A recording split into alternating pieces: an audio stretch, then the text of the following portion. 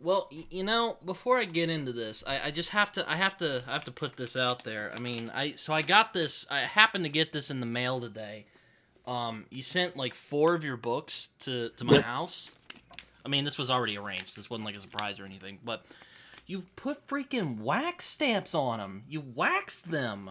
Like I've never seen that. I've seen that in like Game of Thrones, like the TV show. But explain yourself. What is this?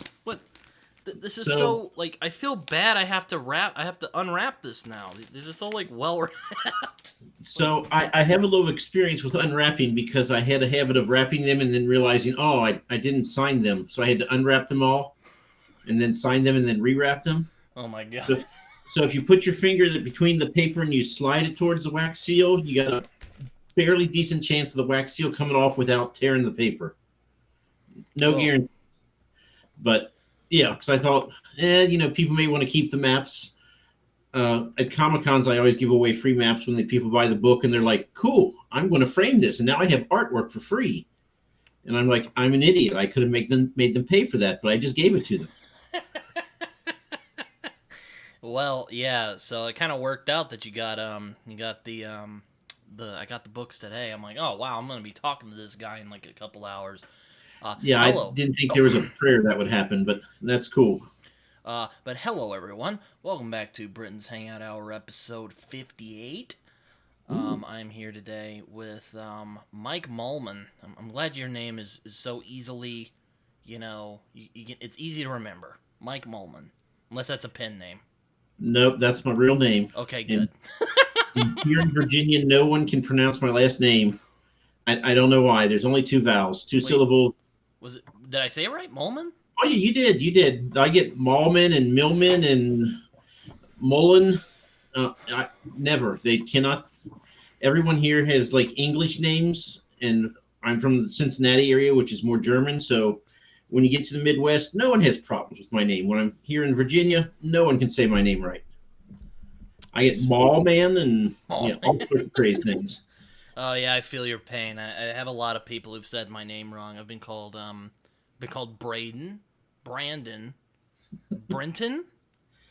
Uh, uh, Brett, has anyone called you Brett? Brett. Yeah, I've been called Brett. I've been called a lot of weird names. I go to Chick-fil-A from time to time, and I'll get it, and they'll just have my name wrong, and I'm like, oh, Lord, it's. But I try not to begrudge them too much. They're so nice. But anyway, you're Mike Mollman. I am. You wrote some books. Yep. Um, you run a show called Bald and Balding, which that I have to ask this question. So who's the bald one and who's the balding one? I just. I would be the bald one. And I have to mention it to Ro, but I was like, if we get to certain number of subscribers by a certain date, I'm like, maybe I'll offer to shave my head. I was like, I was going to say like grow a mustache and beard, but I did that once and never ever again. So I'd much rather shave my head. Um, so I was like, yeah, we might have to think about this. When we get to a certain number, then if we do it by a certain amount of time, but who knows? We're not in the big leagues like you are, Brett. I don't know if I would. I'd say calling myself big league is very generous, but I appreciate the I appreciate the thought. But yeah, you've written. I was looking at Goodreads earlier because you're on there. I forget. I wasn't. I guess I wasn't paying much attention because I've already forgotten the name of the series you've written. But they had a series of yours, and Yep. I mean, if this rapping is any indicator, it should be. It looks like it'll be good. It'll be good fun. Hopefully. The series is Protectors of Pretanni.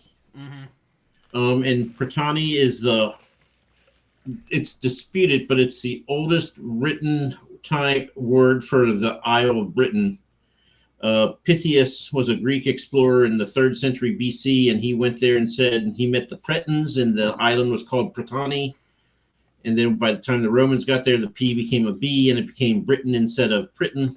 I And haven't called I haven't heard England be called the Britons since I saw Monty Python and the Holy Grail when him and or galloping around and go, "I'm king of the Britons." Yeah, yeah, with the Terry Gilliam's doing the hoofs. Oh. I can't. Sorry, I didn't mean to interrupt you, but I can't think of that word without hearing without thinking of that movie. So I felt like I cheated because when I decided I was going to write my series, I was like, you know what? I want a map that's believable, so I'm just going to choose a place that actually exists. So I chose England, and then I just had a guy from Romania who makes my maps, made the maps. Yeah. So, and evil dog, go away, go play in Fred. Come here. If you're going to be here, then come here so everybody can see you. Because you're a troublemaker. Yes, you are. Come here. Come on. Come on. There you go. This is Shadow. Hello, Shadow. Evil dog. Yeah, He is a scourge of possums. He's killed about 36 in his lifetime. Oh dear. Well, Yeah, he brings them all in and leaves them in my front room for me. Is he getting older? Is that why his face is white? Because I've seen a couple of dogs. He's 12. Oh, okay. So he's an old man, but he still hunts, unfortunately. So what? I guess I should ask the all too common question, but like, what made you want to write about this particular thing? Give me just a second to put him out, and I will answer your question. Oh, okay. He's going to be obnoxious. Come on, demon dog. Let's go. Let's go. Come on. Come on. You know, I'm still in the comments, everybody. Who is the more needier animal, cats or dogs? That's a real philosophical question of today. You're back. I am back. The dog has been banned from the room. It's been banished from this realm. So, refresh my memory. What was your question? I'm old, by the way. I don't remember anything. Yeah, I noticed. I noticed that. But I was asking you the age-old. What inspired you to write this particular series?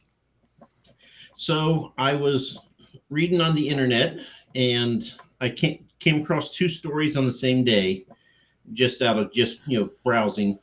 And the first was somebody's blog post that said, people whose personality is INTJ, if you know your Myers-Briggs.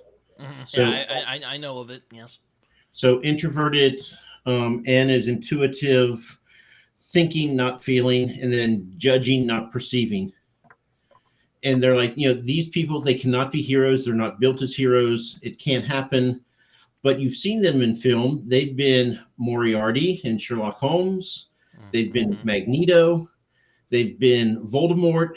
And my personal favorite, Hannibal Lecter. And I'm like, thank you. I am an INTJ, and you are just equating me with Hannibal Lecter and Voldemort. I was like, you know what? I'm going to write a story. My main character is going to be INTJ, and he is going to be a hero. So that's how I got the character. And then I was reading another article later because I had nothing better to do but, browse the internet for hours. And it said that England has more stuff, crap, whatever you want to call it, stones lying around than all of mainland Europe combined. From, Iron Age, Bronze Age, Mesozoic, Paleozoic, whatever. And I'm like, Britain's not that big. No, so I started pulled up a map, and I was looking. I was like, oh my god, there's over 4,000 sites in England of old crap that's set for millennia now that they've never cleared away. So, I don't mean to interrupt, but let me guess. You decided to make up a story to try and your idea of where those stones might have come from.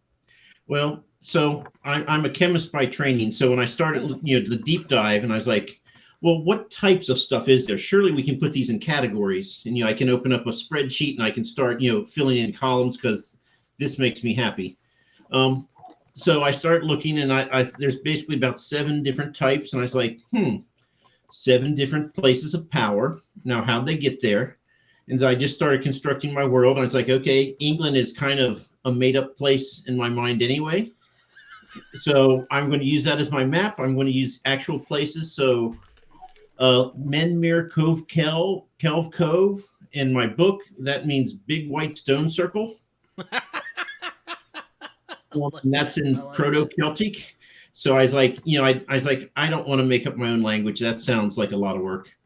But I don't want to just make up random words because then, be like, well, that's not a real language. So I looked, and the University of Wales actually has an English to Proto-Celtic dictionary that you can download. It's like 100 pages, so it's not, huge, but it's, and I was like, okay, well, Stonehenge. I can't call it Stonehenge. And they didn't have a word for henge, believe it or not. So that's why it became Big White Stone Circle. I like that. And so all the places of power are actual places in England. And most of them, I was like, okay, I can't call it that. I'll call it, what is it? What's the closest I can get in Proto-Celtic? And so those are the 7 places that the 7 different Druid lords protect. And yeah, like Bath is Gwynwan Sulis, Gwynwan being hot springs, and the city of Bath, where the Romans, when they came in, they built the baths around the hot springs. Well, Gwyn is hot springs in Proto-Celtic, and Sulis was the goddess that they worshipped at that place. So, like all the names came from. I was like, I'm not actually being creative here. I'm using England's map. I'm using their sites. I'm just using, Proto-Celtic to rename them so that people think I'm smart. Is it like something like Conan the Barbarian, where it's like it's kind of our Earth, but it's kind of not. It's before the written record, or is it like an alternate world? So after I got all this in place, I was like, you know what? I've always been interested in the Druids, but don't know much about them. So I started researching them, and they were pre-literate, so they didn't have a written language. The Druids learned everything, and they had to memorize everything, and they were the judges, the storytellers, the law keeper, they were everything. So I was like, okay, pre-literate, that works. I can do this. And that's why when the Romans came in 71 AD, they went to the island where all the Druids were, and they killed them all, because that way they got rid of the Celtic culture, they got rid of the laws, they got rid of the elders, and so they're like, you have no culture left, you must become Roman. And so that's kind of shitty. Well, so when I wrote my book, I was like, you know what? I don't want to have the Romans in there because they're boring, because they come over and they win. Or if they lose, that just means they come back in another wave and they win. Or if they lose, they'll come back a third and a fourth. I was like, I don't want to write that. That's boring. You know who's going to win. So so I said it like 300 BC. So and it's like a historical fantasy. Well, yeah. So that set me on a deep dive of, okay, that's in the middle of the Iron Age. What did they have? And it's like, swords, that's a lot of metal to move. So there's going to be very few swords. Only the rich can afford them. So it's going to be more knives and arrows and daggers. And, I just sort of built it up from there. And then I decided, because I'm crazy, I was like, the Druids, getting ore from the ground is like raping Mother Earth. So they refuse to use any metal of any kind. I'm like, okay, well, how do they pay for anything then if they can't have coins? And so, and just kind of built up the world from, well, I want this to be true. Well, then what does that mean? And you sort of think it through. And then by the time I started, my world was pretty well fleshed out. And I was like, okay, I just have to have this guy, walk around in it at that point. So I love my world building. I can tell. And if I'm reading a book, if you write a book and I read it and I'm like, wait, that is a logical inconsistency. Oh my God, the book is dead to me. 1 star. Don't read the book. No, now that I'm an author, I don't do that. I said on another podcast that I used to be like, there's a typo. I'm taking a star off my rating. I'm like, oh my God, what did I do? I'm like, I want to know what books I did this to and apologize profusely to the authors. Yeah, it's not easy. I mean, I wrote something. I just haven't published it yet, but yeah, I can confirm it's not an easy thing to do. No. That's funny though. I don't know if I'm that pedantic in my critique. Which is funny, because when I get my books back from my proofreader, or from my line editor and my proofreader, there are so many errors there that it's a joke now. I tell myself, I'm like, there's an argument to be made that I'm not even monolingual.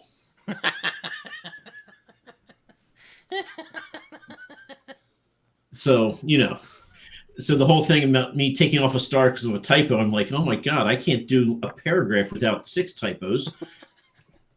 kind of where I misspell things a lot. Like, sometimes I get tripped up because, like, I sometimes use, like, the English spelling because, like, the Yeah. way, like, English, like, color is KOLOUR instead of, Yeah, just like, oh. I mean, Yeah. not that, but, like, theater is, like, has the R Yeah. before the E, so I get tripped up with that a lot. And Yeah, Google I Docs is like, what's that? What is this word? yeah, I found out that in England they say towards with an S on the back, Mm-hmm. but in the US it's always toward without the S. And I did not know that that was the case. And I went, back and forth. And I had one editor's like, "Why do you spell it the British way sometimes, and the American way the other?" I'm like, didn't know I was. So, have you always been interested in, like, I mean, I guess what I would call this series is, well, like I said, historical fantasy, Um, historical fiction. I like world building, and I tell people, and they argue with me, but how do they know? I did all Arguing with the author, the guy who wrote the thing. I feel like I did all of this from a place of weakness. I was like, I don't feel confident to make my own map that's going to be believable, so I'm just going to choose a place on Earth that exists. I don't believe I can make my own language, so I'm just going to steal Proto-Celtic. I don't, where are the places that they matter? I'm going to steal, So I just kept going back into like, well, I could make all this up, but it would take forever, and I'd keep going back and changing my mind, or I can say, you know what, as long as the world feels real, I can make a story in there. So that's why, as much as I could, I went with real places. So the distances, I was looking up, okay, how long will it take to walk from Bath to, Stonehenge? And I'm on Google Maps, doing this. I'm like, okay, how long does this trip take? Let me, because I was paranoid that people from England go like, this guy doesn't know anything. And I've never had that happen in like the 2.5 years the book's been out. No one has ever said that, but that was my big fear before I published, was people like this guy don't know anything. So I'm like searching, what is Dumb the weather like in American. October in Bath, England? Crazy stuff. Probably be like, dumb American. They don't know anything about us. Stupid colonists. So I see. Like, have you always been? But I guess my question was: have you always been interested in the fantasy genre, or whatever it is you write? yeah, it's epic fantasy, but yeah, I when I was growing up uh in the 80s, when I was a teenager, because I'm that old, um I I read probably, I don't know, 150, maybe 200 between Forgotten Realms and Dragonlance books that came out by TS. And I mean, I just read every one that came out. I'd go to Walden Books because that existed then, and I'd buy the latest one, and I'd go home and I'd read it in a day or two, and then I'd go back and, well, is there a new Dragonlance? And I just read all those. So when I went to write a book, I was not trying to write a Forgotten Realms book, but I read a lot of them, so that's kind of the feel that you get when you read my book. Is like, this is like 80s fiction. So did you play Dungeons and Dragons growing up? I did not. I never had critical mass. I actually played for the first time Sunday What do you mean last. by critical mass? There was never more than one other person who'd be interested in playing, so Oh, I never got to play until 9 days ago. I played for the first time ever. And actually, the guy at work who I talked to, and I told him that, he's like, "Well, you played Pathfinder. You didn't play D&D." And I'm like, "Whatever, dude. It's D&D, okay?" or well, I guess I should have asked. Have you played tabletop RPG? Because like Forgotten Realms is like Oh that's the yeah, D&D setting, yeah, or the original one anyway. yeah. Well, there was one before that because I was reading the books, and then Forgotten Realms came out with the new map because they had another. I don't know. My oldest brother has played D&D for 40 years with the same set of friends, and they still play now. And they have a website even to keep track of all the campaigns. And Wow, that's yeah, impressive. What do they? so Have you asked them what they think of 5e? oh no, they play Advanced Dungeons and Dragons, which I guess is 2, Oh because wow. that's the last good version. Yeah, I was wondering. I'm like, so are they like grumpy old men, or is it Yes, like, are they yes, just, very much grumpy old men. or are they adapting to the times? So, and I'll tell you, in my book, there's a character, Caradoc. He's one of the Druid lords. I was like, okay, what kind of personality does he have? I'm like, I want someone who's loud and bombastic. I'm like, who do I know that's like that? I know my brother Tim. So the character's name is Caradoc, but that is my older brother. And I wrote this, and then I was talking to him, and I was like, and some people at work like, well, can I be in your book? And I'm like, sure, but if you're in the book, you'll be in for a chapter at most, and I'm going to kill you off. So, if you want that, fine. Otherwise, so I told my brother Tim this. He goes, I don't want to be in your book. I don't want to be mentioned. Leave me anonymous. I don't need to be in there at all. And I'm like, do I tell him he's Caradoc or do I not? I was like, no, just keep that, keep that under my.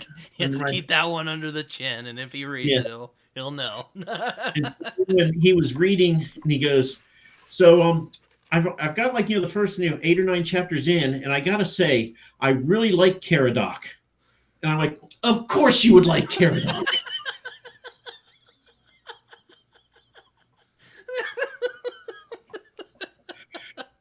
Oh, that's great.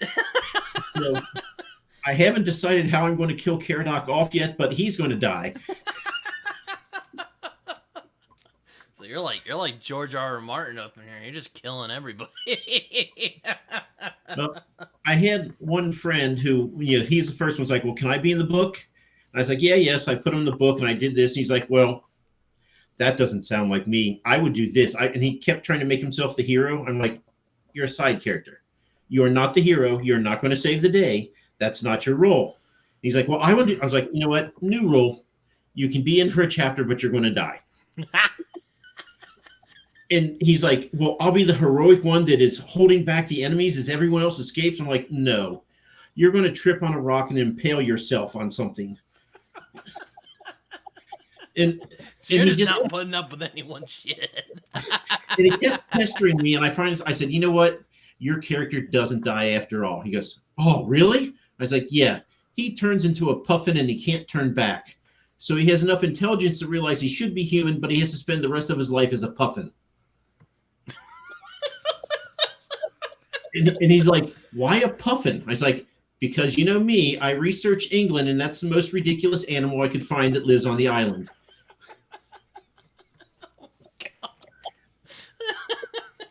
Well, that's a way to deal with the critics. Yeah. So you self-publish and you run a show called Bald and Balding with, I forget the guy's name. I apologize, but I've caught a couple of you guys' shows. Rosaire Bushley, he's also an author that I am trying to drag into being social with, booktubers and other authors and what have you, and social media. But he is fighting me tooth and nail. So, yeah, I mentioned today that I was born in 2001. He's like, please don't mention that. Yeah. Started my job in 2002. I was like, oh well. Sorry. Yeah, I do like to remind people that Ro is actually 2 years older than me. He may have more hair, but he is 2 years older. So, Oh. So you're a chemist.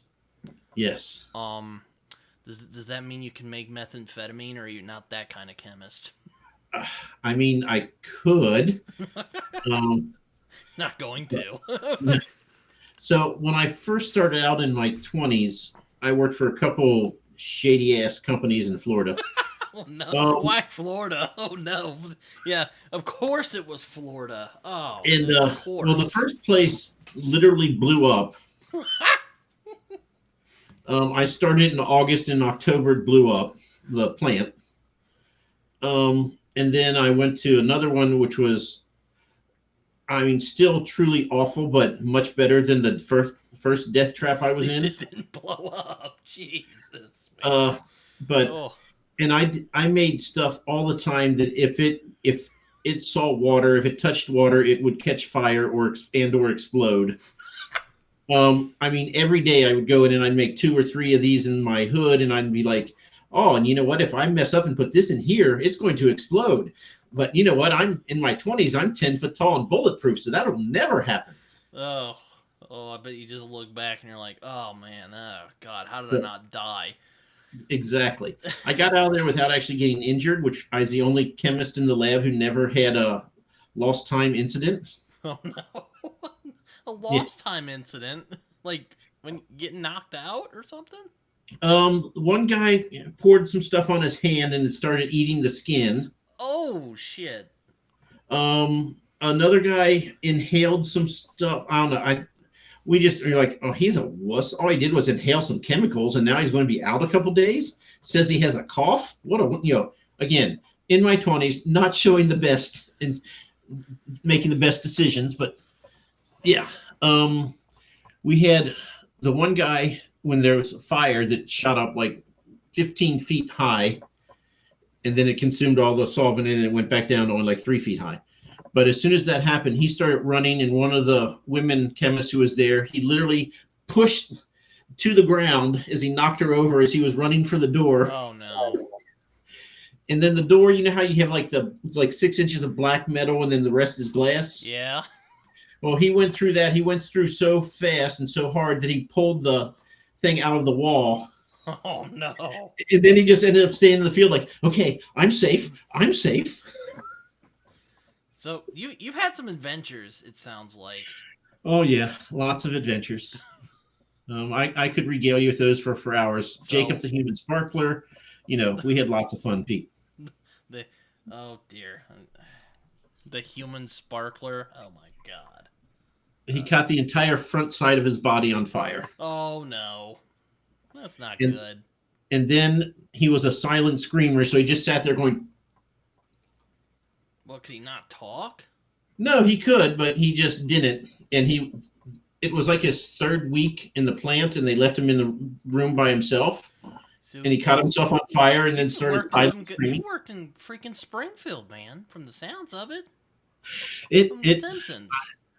Was Mr. Burns running all those companies? My God. No one that nice. No one that nice. Oh, so God forbid. Then who ran those if Mr. Burns is nice? Oh. So now I'm a formulator, so I make like lotions and sunscreens and shampoos. And so now if I spill something on me, I'm like, oh look, my skin is extra moisturized. So I like the safety aspect. I'm like, you know what? So what if I spill this? The first thing I do when I'm done is I rub it on my arm, and how does it feel? So well, at least you're not actively endangering yourself. I'll give you that. So I'm pretty happy now that I'm older. I'm like, you know what? That was insanely stupid when I was in my 20s. But so I'm like, I'll take the safety factor here of worst thing can happen, and I might cut myself on a piece of glass. So fair enough. You gotta do what you gotta do, man, to survive. Don't make meth though, kids. That's not what we're trying to do here. But going back to your, did any of your wild adventures inspire you when you were writing your books?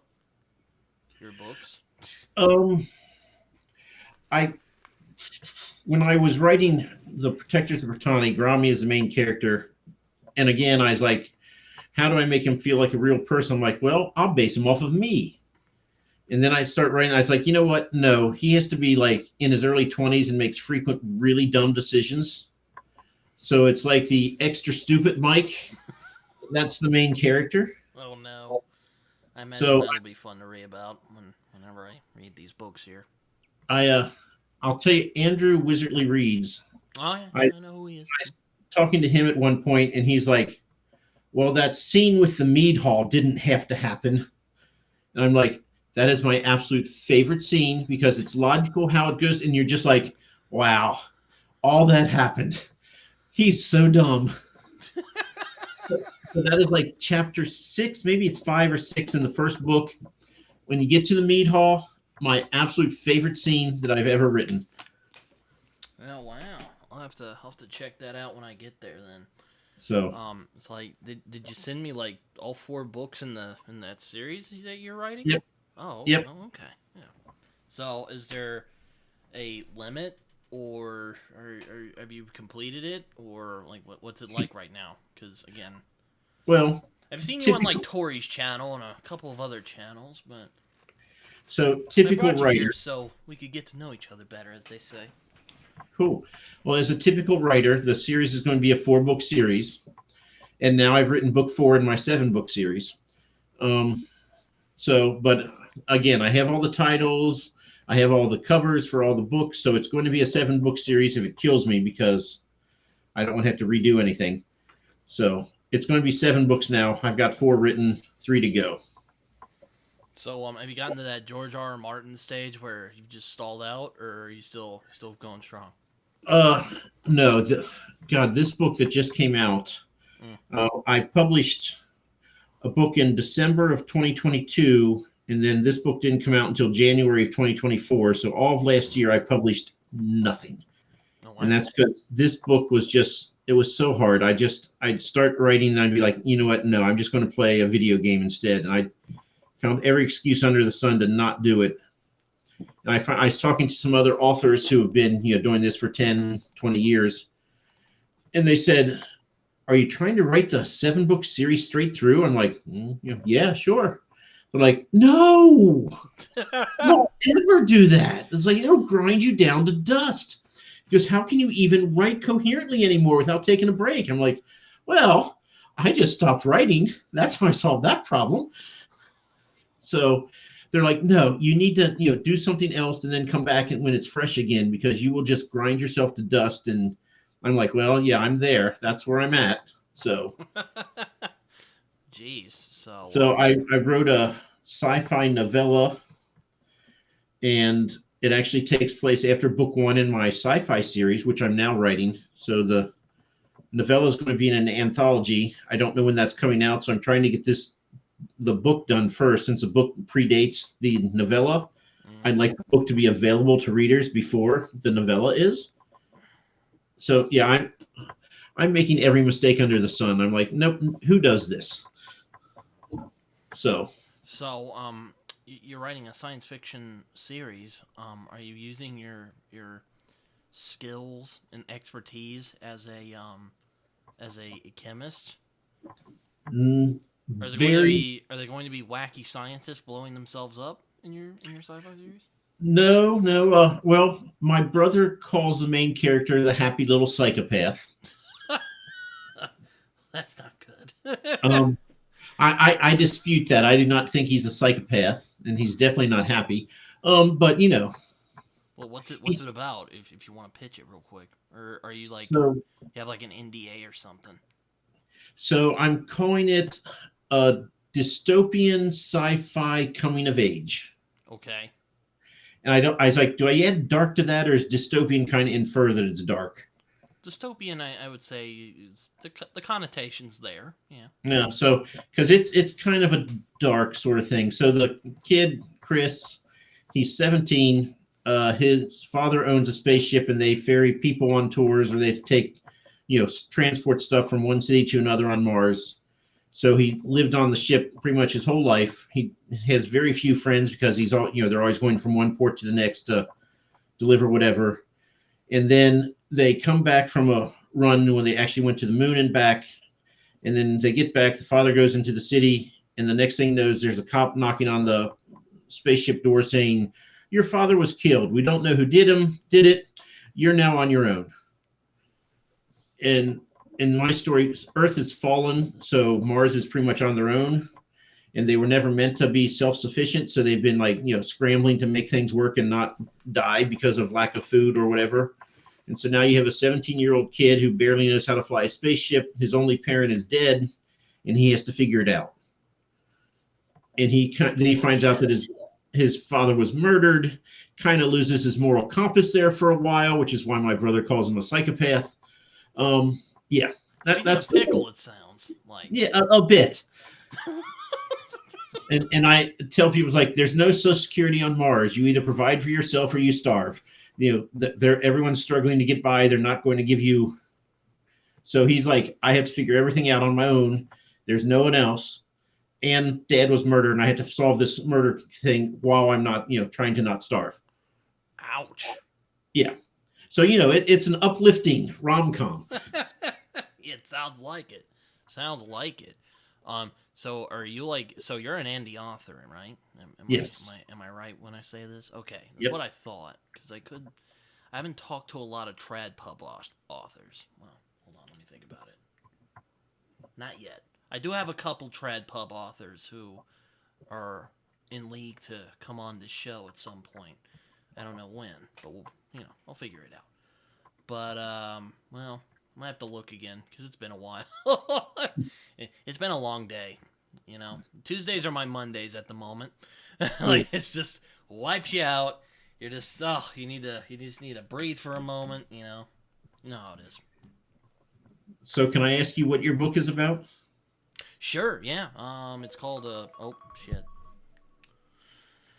That was my alarm. My book is a Plague of Nightmares. It is the beginning of a series. Though it's more structured like, say, a noir series where it's well. Did you ever read the Locke Lamora books, the Gentleman Bastards books? Or do you know of I them? got about 2/3 of the way through the first book, and then I stopped.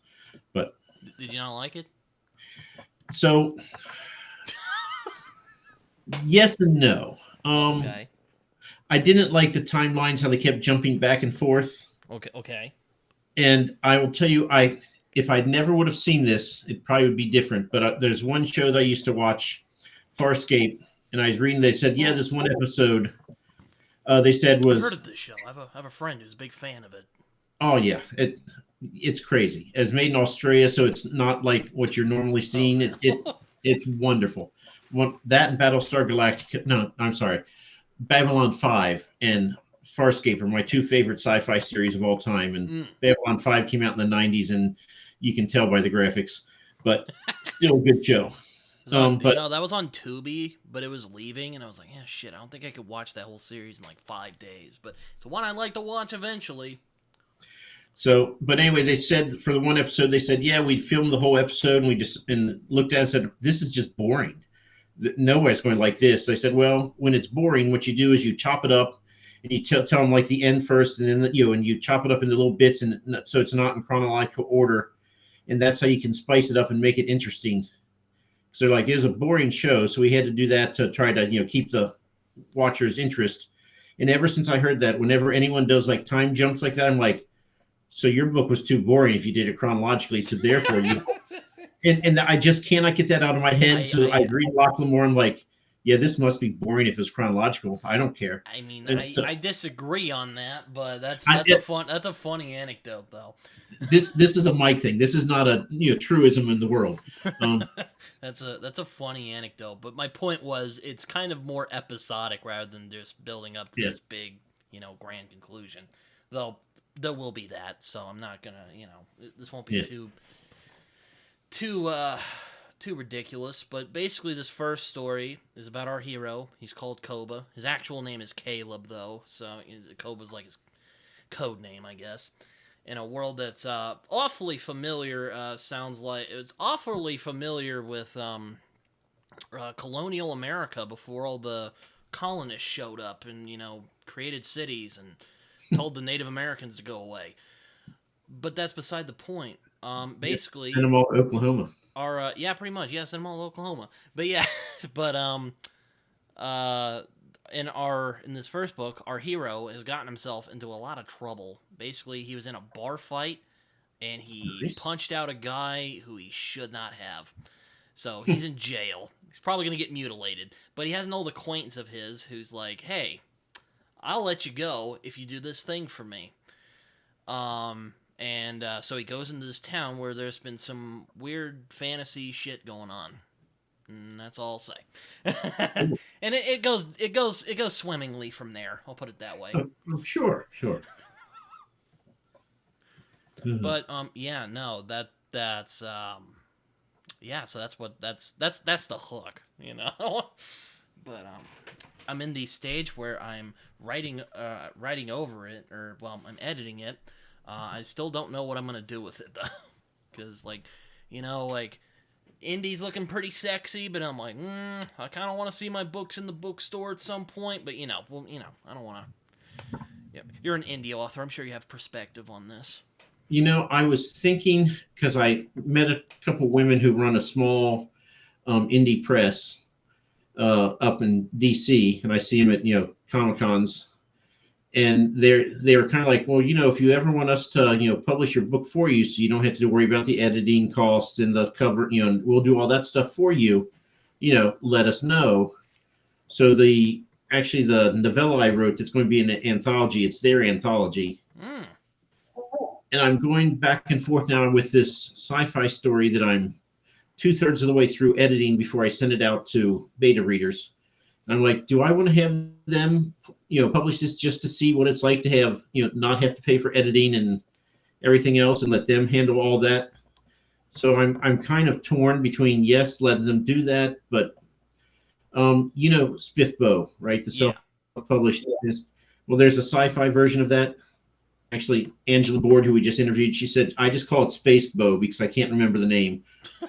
But that's not bad. That's not bad. So I was like, if I do indie myself, then I can enter Space Bow. If I let them publish it, then I can't. So I'm like, do I self-publish? Do I let them do it? I don't know what the answer is yet. So, but I talked to an agent, because if you're going to like one of the big four, you have to get an agent to even talk to the big companies. Mm-hmm. So first you have to query and get an agent, which is difficult. And I talked to one, and I was like, I don't mean to be disrespectful, but why on earth would I want to have an agent when I can just self-publish? Because if you have a traditional publisher do it, or like at least the big ones, you're going to get like 7% of each book sale, and 93% go to them, and actually your agent will take 15% of that. So you're like 5% of the book sale is yours, and they give you an advance, and 90% of authors never sell out past the advance, so you'll never see another penny after that advance is given to you. And I'm like, okay, but if I do it myself, on Amazon, as long as the book is $2.99 or higher, you get 70% of the sale. Not 7, you get 70. And it's like, do I think I can do better on my own than traditional publisher who's going to publish it and then move on to the next thing and forget about me? I mean, it'd be in bookstores, sure, maybe some of them, but if you're not a big name, maybe not. I don't know. I mean, I've known several authors who are traditionally published, and the one guy wrote 2 books. He goes, they were great. The editor liked them. The company liked them. They published them, and they said they made money for us, but not enough. So we're not going to continue the series, and we're dropping you. Well, so that's shitty. I talked to R.S.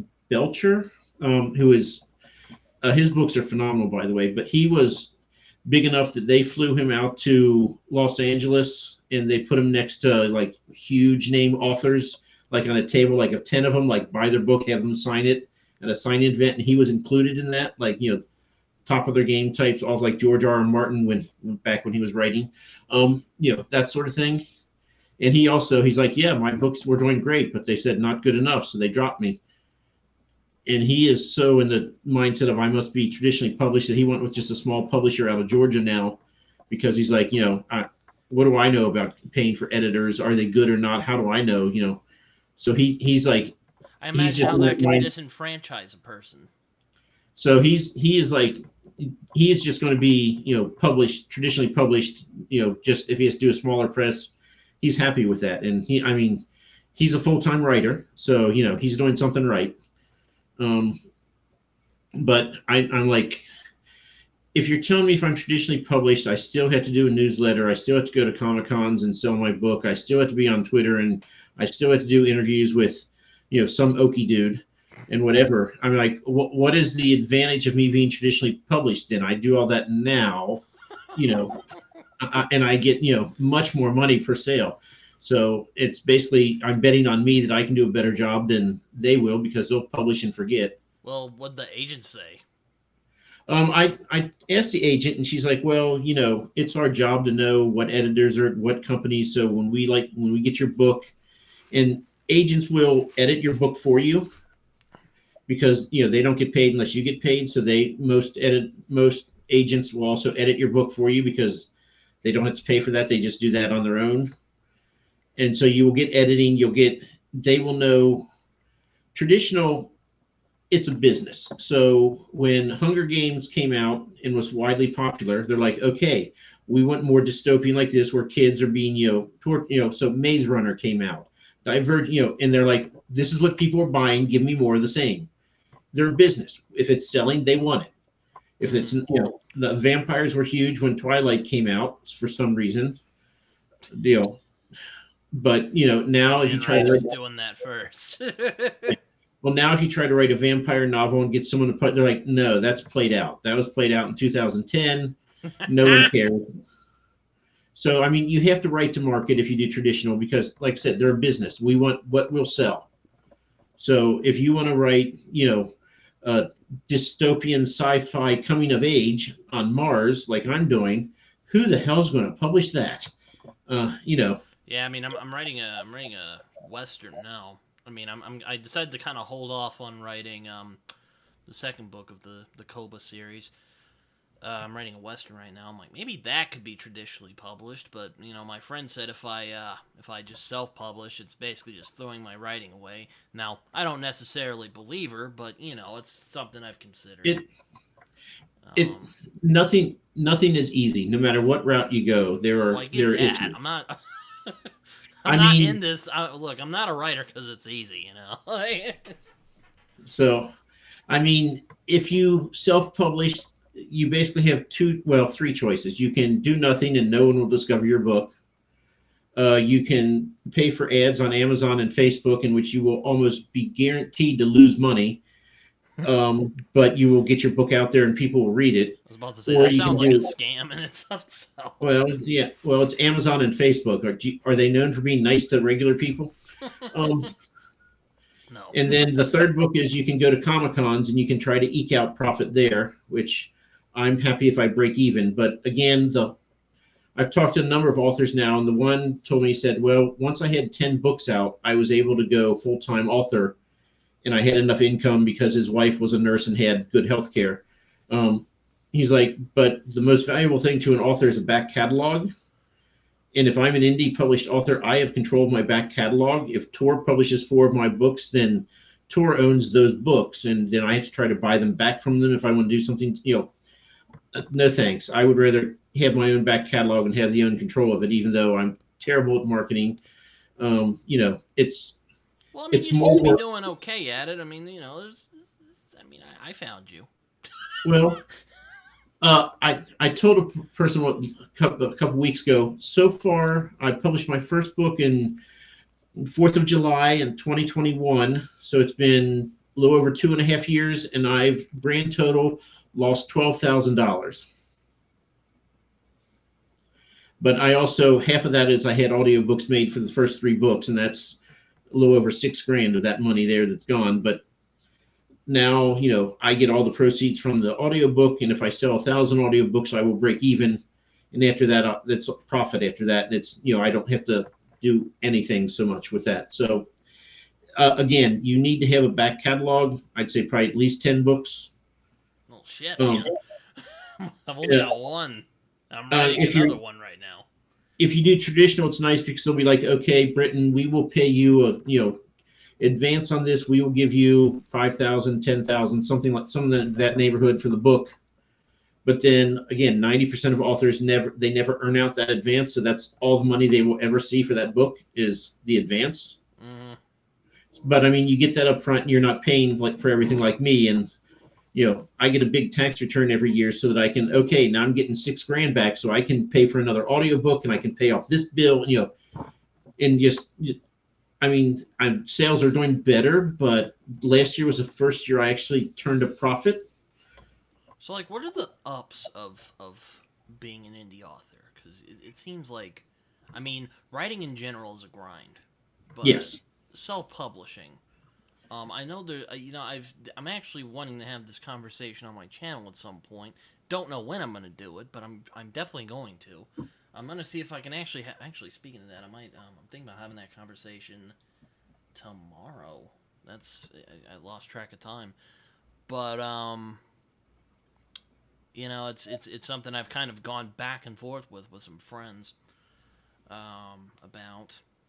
Um, what do you think are what do you think are like positive aspects of being an indie author? I mean, you've talked about some like you lost some money and Yeah. I mean, the nice thing is that, well, one, you can find everybody will have an opinion that differs. You'll never find, but I've heard over and over again, the last thing you want to do is on your covers, you want to have a picture from one of the scenes from your book. You don't want that. You want abstract. You want, and I'm like, no. I try to take a dramatic scene from my book and I'm putting that on the cover because, one, when I'm writing, I'm like, if I'm losing my way, I don't want to do it. I'm like, well, hey, that's the cool picture. I got to get to that scene so that I can write it. Mm-hmm. But I get to pick my cover, and no one can say it's ugly. Change it. If you go traditional, they generally let you have some input, but at the end of the day, they're going to make the decision on what your cover is. I mean, they'll ask you and they'll try to accommodate you if they can, but end of the day, they're going to be like, no, we know what sells. And, this is what is selling now. So we're going to do this. And well, I guess my kind of hesitance is, for one, A Plague of Nightmares, at the page count anyway. I know a lot of writers tend to focus on the word count, but the page count is 256 as we're speaking. Now, if I shot that over the orbit, I highly doubt they take anything that's under 500 pages, much less one that's 256 pages. So, yeah, I don't know if I'm going to really get anywhere with that unless I'm Philip Chase and I get really lucky on self-pub. He's self-pub, yeah. But, well, I mean, if you're 256, that means you're like 62, 63,000 words. They will tell you typically for authors, first-time author, they want it to be like 80 to 90,000. Unless you're fantasy, then 100, maybe 110. But that's all the more they want because fuck that. Because because when I wrote A Plague of Nightmares, I was going in with I want to tell something that's relatively simple and people will understand what the hell is going on. So I can wait to do the world building a little later on. Yeah. So, I really don't want people going, oh, you got to change that, and then basically have me just rewrite the book into something that I don't want. So, I've heard control is the nice thing about being indie. Yeah, the nice thing is that you get to write and publish the book that you want, and you get the final say. You get all the say on everything. The downside of that is that you have all the say on everything. So you have to come up with, what do I want my cover to be? Who am I going to have draw it? I don't know how to format my stuff. I have to pay somebody on Fiverr to format my book, and then I go back and forth with them 6 times because Fiverr is sketchy.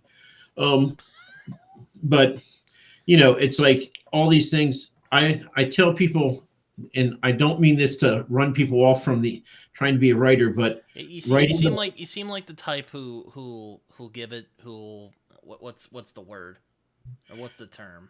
Straight shooter. You're a straight shooter, yeah. So writing the book is the easy part. Yeah.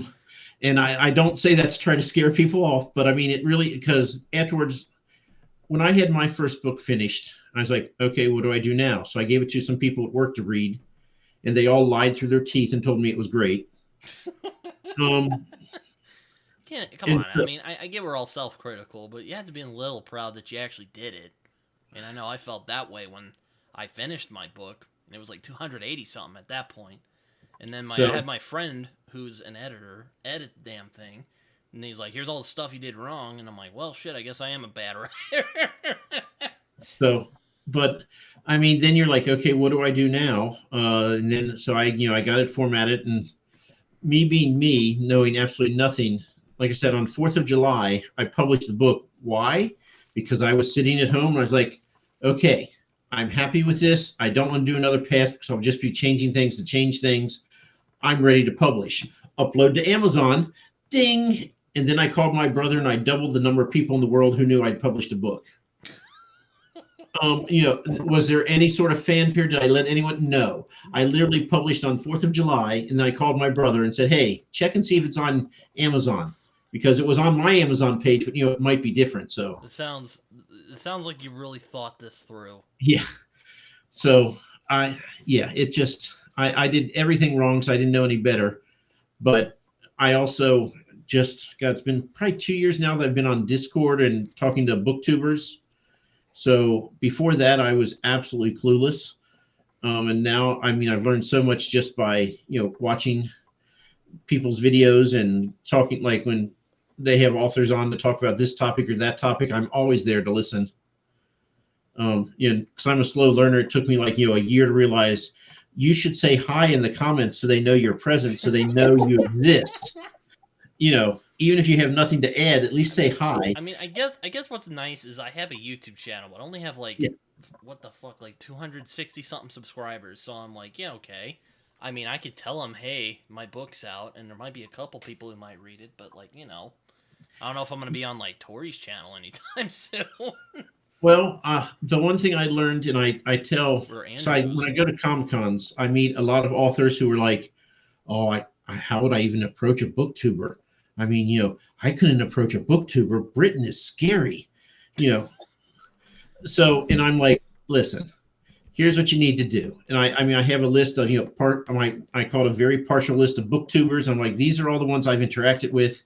I can tell you every single one of them will treat you right. And so if you want to send them the book to see if they want to read it, if they hate it, they'll probably just privately say, hey, I did not finish this. I had problems with X, Y, and Z. I'm not going to make a video blasting you to hell and back. Yeah. I'm like, so, the worst case scenario is you might get a 3-star, and then will they actually make a review video if it's a 3-star book? Probably not. Yeah, I know. It feels kind of like you're kicking a puppy when you Yeah. give a bad review to a self pub book, or at least it does to me. I mean, I haven't read a lot of self pub, but like Yeah. at least with like traditional publishing, I can go like, you know what, this went through the process. I can feel a little. It wasn't just the author who did this. I can just. I feel a little. I don't feel quite as dirty, but if it's like a self pub, then I don't know. It feels like shooting a dog or something. See, and I tell people all the time, like, if you read my book and you hate it, that is fine. If you want to leave a 2-star Goodreads review, I mean, please don't do a review video if you hated it, unless I've really done you dirty. But if you want to leave a 2-star Goodreads review, just tell me why you didn't like it. That's invaluable to get feedback like that, because again, Yeah. Mm-hmm. my bubble is everyone's like, no, it's great, Mike, and I'm like, it's trash. You're lying to me. Oh, sure. I'm sure it's okay. Like it can't be trash. Like None of my books, I've not liked any of them until I got to the final draft, the final time through, and I was like, okay, now I am okay to publish this because it is not complete hot mess. But until that point, I mean, that's when I know I'm done. I'm like, okay, I don't hate this anymore. I don't sit there going, I'm an idiot. Why am I even wasting my time? But I'm too stubborn to stop, so I continue anyway. I mean, I know you're older than me, but when I was writing my first novel, well, my first official one I've done, because I did one when I was 14 years old, and it was complete shit. So I guess I'm not too different from you in that regard. But the one I did, I actually wrote the damn thing down without really thinking about it, and then I'm like, okay, I did it, and now I'll nitpick the shit out of it after that. I'm gonna get it down, and then I'll nitpick it when I'm done. So I will tell you my one piece of advice that I wish someone had told me What's that, Mike? before you publish. Do not be in a rush to publish. It's like when I was, done on 4th of July and uploaded immediately. Do not do You that. weren't done, were you? I literally finished that day and I uploaded. I'm like, I'm done. I can upload now. And 5 minutes later, ta-da! It's on Amazon. I mean, I never ever do that with any book. But I mean, when you're finished with this book, if you're going to write a sequel, write the sequel. Be 2 drafts through on it, so that when you publish your first one, and people are like, hey, I like this. What's next? You can be like, well, give me another month in the next, because I mean, for me, I have like 20 years that my books will be on the market, and then I'm going to be, dead. So it doesn't matter to me anymore. But you're going to have your book on the market for 40 years. So what does it matter if you take 2 months in the beginning and you get all your ducks in a row and you do all that? I mean, there's no reason to rush. I check on Goodreads, and they have, for fantasy novels, there's over 22 million fantasy novels on Goodreads. Oh my So god. so don't rush to be that 22,974,833rd book. There's no reason to rush. So get your ducks in a row. Get well onto the next book that you're going to write, whether it's a sequel or a different series, whatever. But go from a place of strength and don't just publish. What now? Yeah, yeah, that's why I'm editing it right now, because I'm telling you, if I put up my first draft, I would literally put a bag over my head and like not go outside for like 3 years. Well, yeah, I'll even name drop for you. Like, Andrew Meredith, I believe he's finished all 4 books in the Collation Saga. He's I published. think I actually just finished his book Thrice last month, and I thought it was pretty good. So, or he had finished 2 or 3 of the books before he ever published the first one. Because I don't know if it's true or not, because me, as soon as I'm done, publish. But authors will swear by rapid release, like it's a 5-book series and I'm going to publish in January, March, May, July. I don't know if I could do that. No. In September. So, but I mean, to me, that means you'd have to sit on 5 complete books until you're done with all 5, and I can't do that. There's no way. I want the feedback of I want to publish book 1, like when you get around to opening those books. So what did Andrew Meredith do? He had, I think he had 2 or 3 of the Collation Saga written before he published the first one. Oh, okay. And then I think he's writing the 4th one now, and he's probably done. I mean, I don't talk to him all that often, but he wrote Thrice and 4 Scores, the second one that he had started on before he ever published Thrice. Yeah, so, I read Thrice. It was pretty good. Yeah, I like Thrice a lot too. And A.R. Witham, who published I just talked to him the other day. The Legend of Blackjack, which is a great book, and it's like it's been nothing but nothing from him since. Well, he's apparently writing a series or a trilogy, and he's going to write all 3 books before so that he can. So there's probably value in that, because people way smarter than me are doing it. I don't know that I will ever do it, but get your ducks in a row. Don't be in a rush, because once you publish, you start feeling the burden of, well, they want the next book. I have to get that done. And it takes some of the joy when you're just writing for the hell of it and you're the only one reading it and you enjoy it. Wonderful. You will never get that feeling back once you publish, because then you'll feel like you're beholden, whether it's real or just in your head. You will feel beholden to your readers, and you'll feel like I have to get this done, and it'll become a little bit of a chore. Hopefully you still like it, and you'll do it. But that's why after this sci-fi book has been such a breath of fresh air, because no one knows it's coming. I've not told anyone when I'm going to publish, because honestly, I don't know. But I'm like, I'm writing it for me. And and if I decide that this is crap and I don't want to publish it, there's no one going, well, where's the book you promised me? Oh, geez. Oh, that's never a good sign. So that's why I would say don't rush to publish, as soon as you can, or even, with this book, I'm actually going to have it finished and send it out ARCs for people to read, so that it can actually have reviews when it actually launches, which I've never done before because I'm too impatient.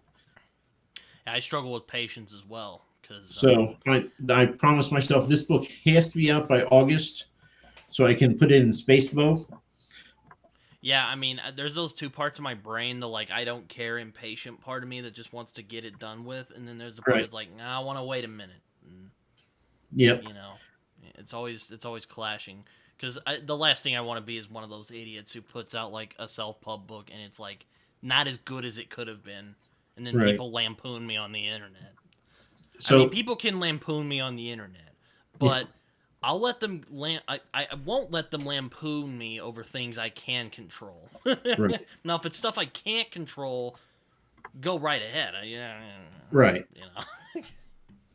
So my one piece of editing advice that I will tell you is that at least one time, for me, I can only do it once, listen to your book. I pay for a service, Edit Out Loud, on the internet, where I can upload it and I can listen to it, my book read back to me. And it's like Google Maps type of voice, so it's okay. It's not, it's not like a professional narrator, but it's good enough, and you'll hear things like, Britton, why art thou now doing this thing? And you're like, oh my God, no one talks like that.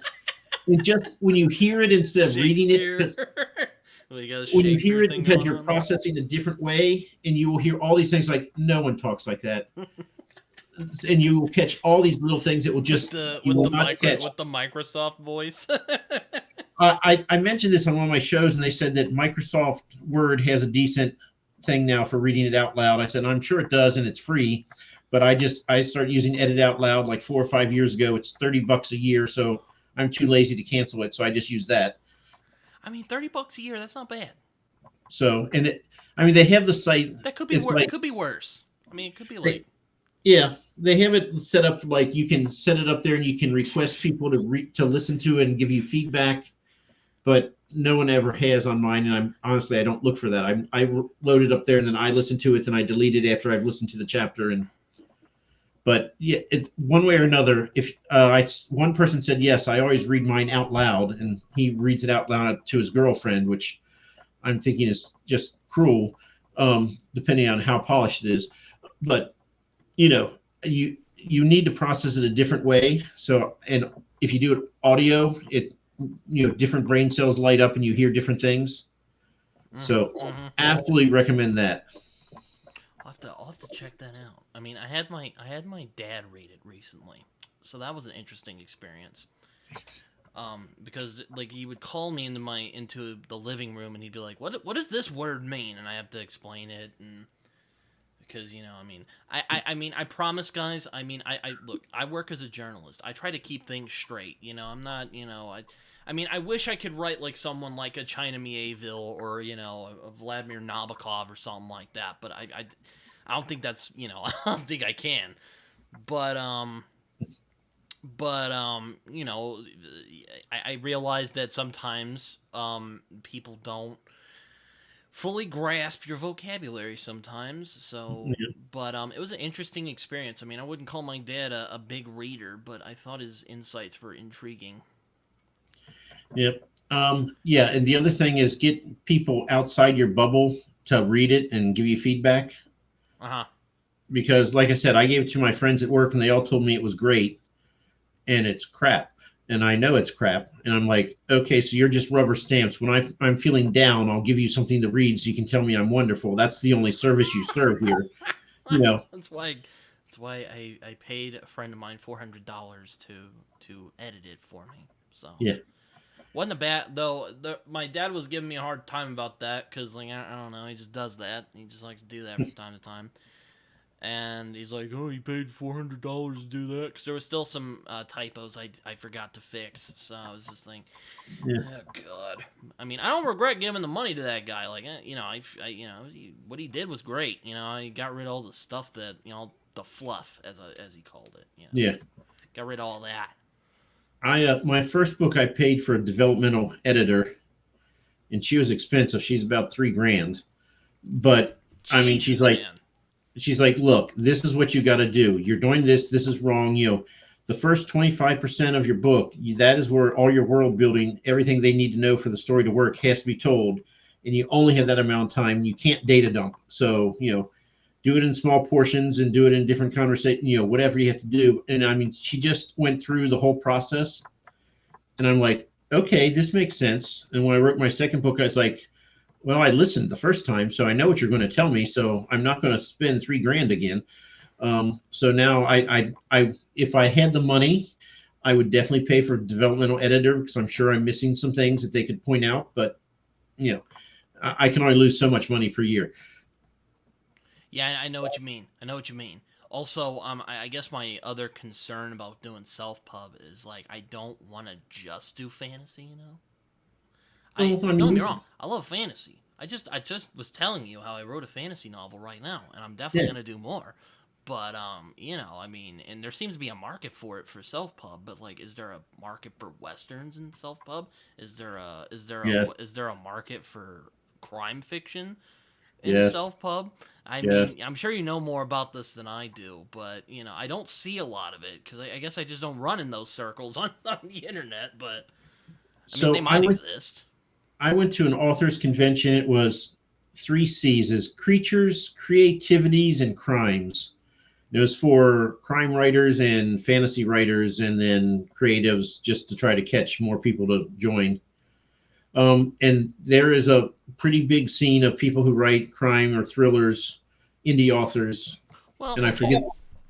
My friend, So I mean, I you. should. I'm sorry. I mean, interrupt. Continue what you were saying.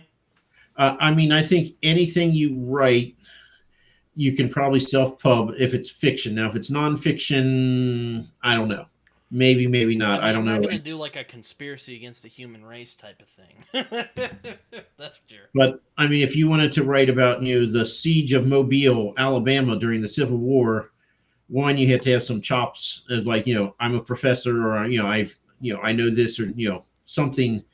And then two, you probably need a traditional publisher to publish that. I think. I don't know. Maybe you can self-publish, but I have no interest in writing nonfiction.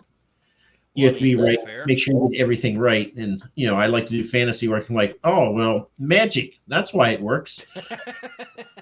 Well, I was about to say. Well, my friend Steve Stark gave me his book a few months back, and it's like a crime horror book. I don't know. Mm-hmm. I mean, if Steve watches this, you can tell me what the genre of the book is. I think it's horror, but anyway, I'm gonna put it up over there. So I guess there is a market for it. Again, I'm just Oh not yeah. really. Also, Nick, this guy named Nick Horvath, I think is his name. He does Yeah. Sledge. So I'm like, oh, Yeah. okay, maybe there is a market for it. But I mean, again, and also science fiction. I've seen I actually talked with Brian Skeffington a few weeks ago. Yeah. Oh well, who hasn't? That guy, he is so smart at at self-marketing. He's very good at that. He's kind of like were you on Beard of Dark? You were on Beard of Darkness's channel, right? Matt's channel. Yes. Yeah. He's one of those guys you feel at ease when talking to him. Like it doesn't feel like he just has that gift where you can just kind of relax a little bit and just talk to him. Yeah. I don't know what it is. If it's just like charisma or just people skill. I don't know what it is, but they can do that for some reason. So yeah, I when I talk to when I talk to authors at Comic Cons who are like, oh, I can't talk to booktubers. I mean, why would they want to talk to me? I'm just an author who's published 2 books. And I'm like, oh my God, if it's a good book, they'll sing your praises to the heavens. Why would you not? And I'm in to the point now where actually I want to ask you what you think of this idea. So for my channel, because I want to try to marry some of these authors who are like afraid to talk to booktubers because you're scary. And I want to have scary guys. We're having a chat here. We're having a good time. I mean, Mike, you've made me laugh. You've made me laugh the hardest since I had AJP on this channel, which I'm sure you don't know who that is. But so yeah, we're having a good time here. But so I want to do like a creativity, because I know there's a lot of booktubers who are wanting to be writers. So I want to do okay, we're going to build a monster. Okay, here's the terrain. Britton, you get to pick what terrain does this monster take, and then the next guy, here's one thing, and then you start building a monster based on this, and then I'll have okay, Screwball, you must now incorporate this and that. So if you say it's a flying monster, I'm going to go, okay, well, it's gelatinous. So now you have a flying gelatinous mass. How does that work? And just and you have to do several of that thing. I'm like, the goal is not, the goal is to get a monster, the whole life cycle. How does this monster live? What does it eat? How does it breed? No diagrams necessary for that part. Whatever, but it's just a creativity exercise. And you'll be like, okay, well, this is what we got. I'm like, well, now let's throw in this thing. It only has one eye. It flies and it has no depth perception. Go, and just, and just have different rounds where it's have 3 people working together and okay, fine, we got to make this work. And the whole thing is, I don't care what the monster is at the end. I just want the 3 people to, get at ease, talking to one another, spark some creativity. And, then everybody can go hey, I'm feeling good. I can go right now because, and that's all I want. And I showed Ro and he's like, it'll be over in 10 minutes because it'll be well, just do this. I'm like, you're missing the point. The whole thing is creativity. So, okay, we throw another roadblock in front of you. How do you get around it? Talk amongst yourselves. And that way the bar gets lowered. You're not scary anymore to authors. And if booktubers, because I can never get any of the booktubers that really talk about their books, are always like, well, I'm trying, as if I'm scary because I've published some books. I'm like, I just want to lower the bar for everybody and, have a good time and spend half an hour to an hour creating a monster that no one will ever use. But, just basically shoot the shit and do something kind of fun and creative. And Well, I that suppose. Oh, sorry. I want to do that, add that to the channel. And I talked to Ro and he's like, yeah, maybe in June we'll do that. I'm like, June? But we decided to interview all the Spiffbo 9 finalists. Did you try to guilt trip them? Go like, dude, I could be dead in that time. What will happen then? Have you tried that? No, he is on me because we agreed we were going to do one interview a week. And I was like, we are never going to grow our channel if we only do one a week. So I got him to grudgingly agree to 2 a week. And then I told him, I was like, yeah, I'm trying to get this person. She's a Spiffbo finalist. He goes, why don't we interview all 10 of them? I'm like, well, the Uno reverse card. Why not do all of them? I was like, well, the winner will be announced May 1st, which means by April 1st, you'll probably know who the winner is. You're just waiting for the last few scores to come in. So I like, so if we're going to do it, I don't want to interview him like, hey, Britton, looks like you're going to finish in 7th or 8th place. Let's talk. I was like, I want to do it early enough that everyone is, it's unclear who's going to win. So everybody can just relax and not be, super competitive. Well, yeah. And so he's like, okay, well, let's do that. I'm like, well, then we need to do 3 interviews most of the weeks in February and March to get through these. So he just told me, he's like, these 3 interviews a week are killing me. I'm like, well, after this, we'll go back down to 2. He goes, how about 1? How about 1 every 2 weeks? I'm like, no. If you want the channel to grow, you cannot do content once every 14 days. He sounds like a lot of fun to co-host a show with. We have a lot of fun. Aside from his self-consciousness about his age, he is. The funny thing is, I always tell people we've had several times where we've had booths next to each other at Comic-Con, so we spend like the weekend next to each other. And I tell people we spend 2 days telling each other how they should run their business a little better, and neither one of us listens.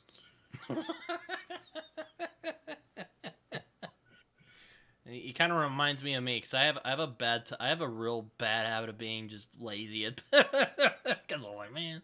But no, I'm not afraid of talking with booktubers. I mean, I am just enough of an attention whore where like if like a YouTuber's like, hey, you want to talk about your book? I'll be like, yes, please, or I'll probably go tell them I'm publishing a book. I don't know. So that's not really what and I guess that's not really what. No, I don't know. Well, I mean, like you're on camera now, so I mean, I've had a couple people who I interviewed, and they were like, "Can you interview us together so it's not just me?" I'm like sure.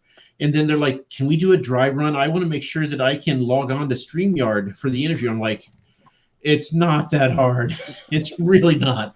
But I had to do this on Discord, and like I just started using StreamYard this year.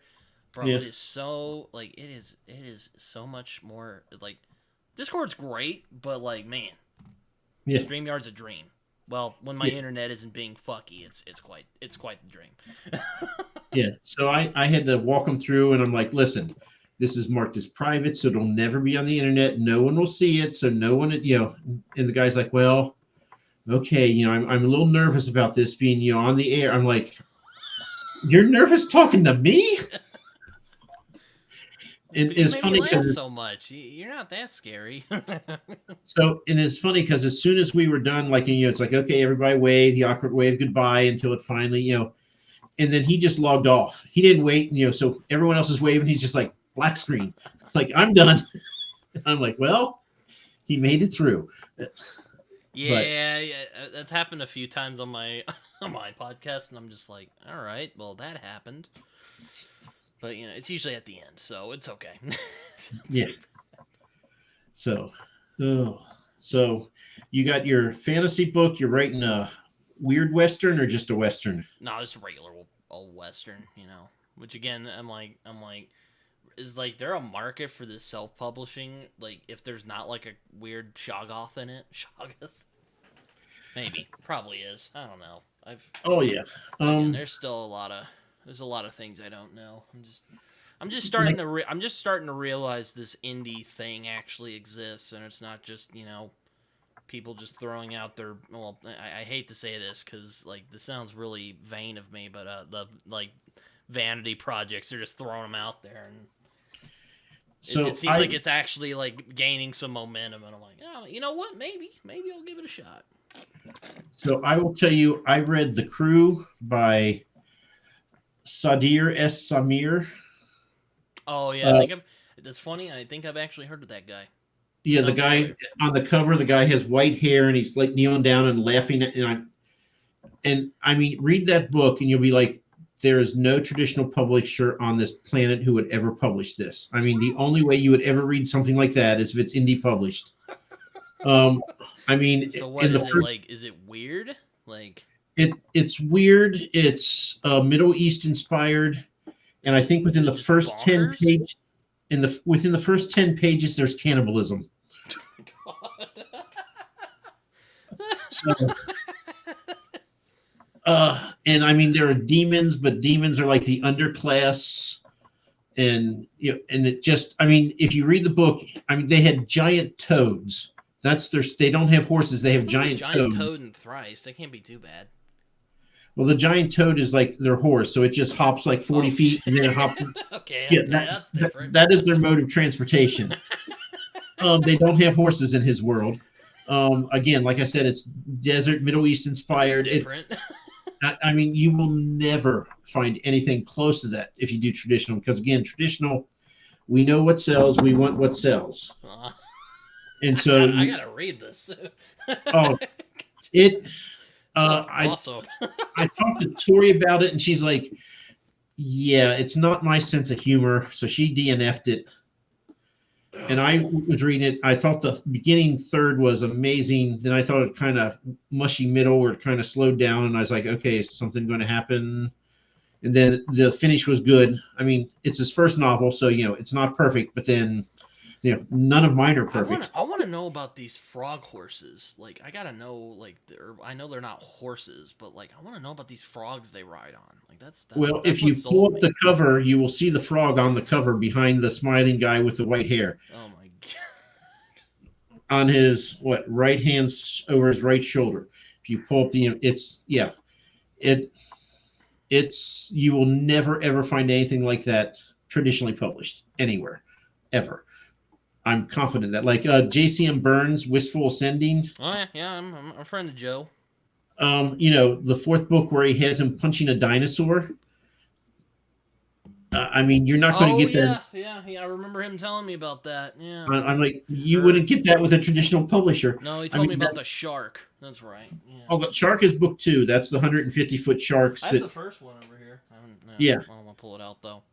I absolutely love the first book. The second book is, I think it's more me than anything else. But yeah, Wistful Ascending, that is such a great book. And again, that's why I read indie, because you can write whatever you want, whatever story you want. It doesn't have to fall into, you don't have to worry about what bookshelf does this go on at, Borders or Barnes and Noble, because it's never going to be there. So who cares?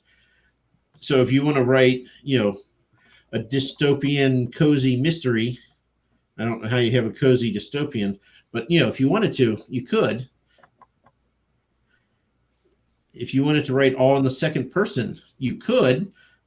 Don't recommend it, but you could. I don't really like that style, but I mean, go ahead. Yeah, but so to me, like when I was younger, I read John Grisham's books. Yeah. Mm-hmm. I read The Firm from him, which I read The Firm, which I really liked, and I read Pelican Brief, and I'm like, this is the same story. He just changed the protagonist from a male to a female, and it doesn't take place in Memphis. It takes place in, some other. I'm like, but it's the same story. It's just he changed the city and the names. It's funny you say that. It reminds me of something my dad told me once. My parents have this friend named Joe, and his mom writes like these really, like the Walmart. I call them the Walmart romance books. Those like really trashy romances you see at Walmart that like, the moms will get sometimes if they get bored. And he basically was like, well, she wrote the same story. Basically, she just switched some Yeah, characters around, and that's it was basically it was a well intentioned attempt to try and. He's basically his point he was getting at is have your writing down to a science. But I'm like, well, I don't really want to do that. Like you know. I don't want to write the same story over again. I want to See, and challenge that's the myself. thing. If you want to be really successful, like John Grisham, my God, he sold how many millions of books? I mean, there's two types of readers out there. There's the one who would, give me something different, like The Crew, that you're never going to find anywhere else. And then there's a person like, no, I like romance novels. I want another romance. Give me, and they will read the same thing again if you just change the names and places. That's what they absolutely there's. And I mean, there's nothing wrong if you do that. I have no interest in writing the same story over and over again. That would bore me to tears. But I mean, if you're going to be, Shit, man, look at that. So is this it? that's it. Yeah, That's you it. can. I gotta check this out. So I mean, if you want to write what you want to write, you got to go indie. If you want to write in, be really have more sales, then if you do, you find a formula that works and you just repeat that Well, formula unless you're over like and over. Stephen King or Cormac McCarthy or something like that, Yeah. maybe. So, but I mean, I have zero interest in reading the same story over and over again. I mean, if that knocks you out, my sister-in-law, she watched Lifetime's movies over and over, and I mean, Oh not only is it God, the I get same plot, depressed watching those fucking movies. not only is it the same plot every show, but she watches the show. Oh no, I saw this. I think I saw this 2 months ago. That I'm like, why are you watching it again? But I mean, that's comfort to her. So there's nothing wrong with that. Don't make me do it, or I will hurt you. But but if that's what floats your boat, fine. But and if you write that type of stuff, you will find people who's like, what, I want another dragon novel. I haven't read enough about dragons. So I hear you. I hear you.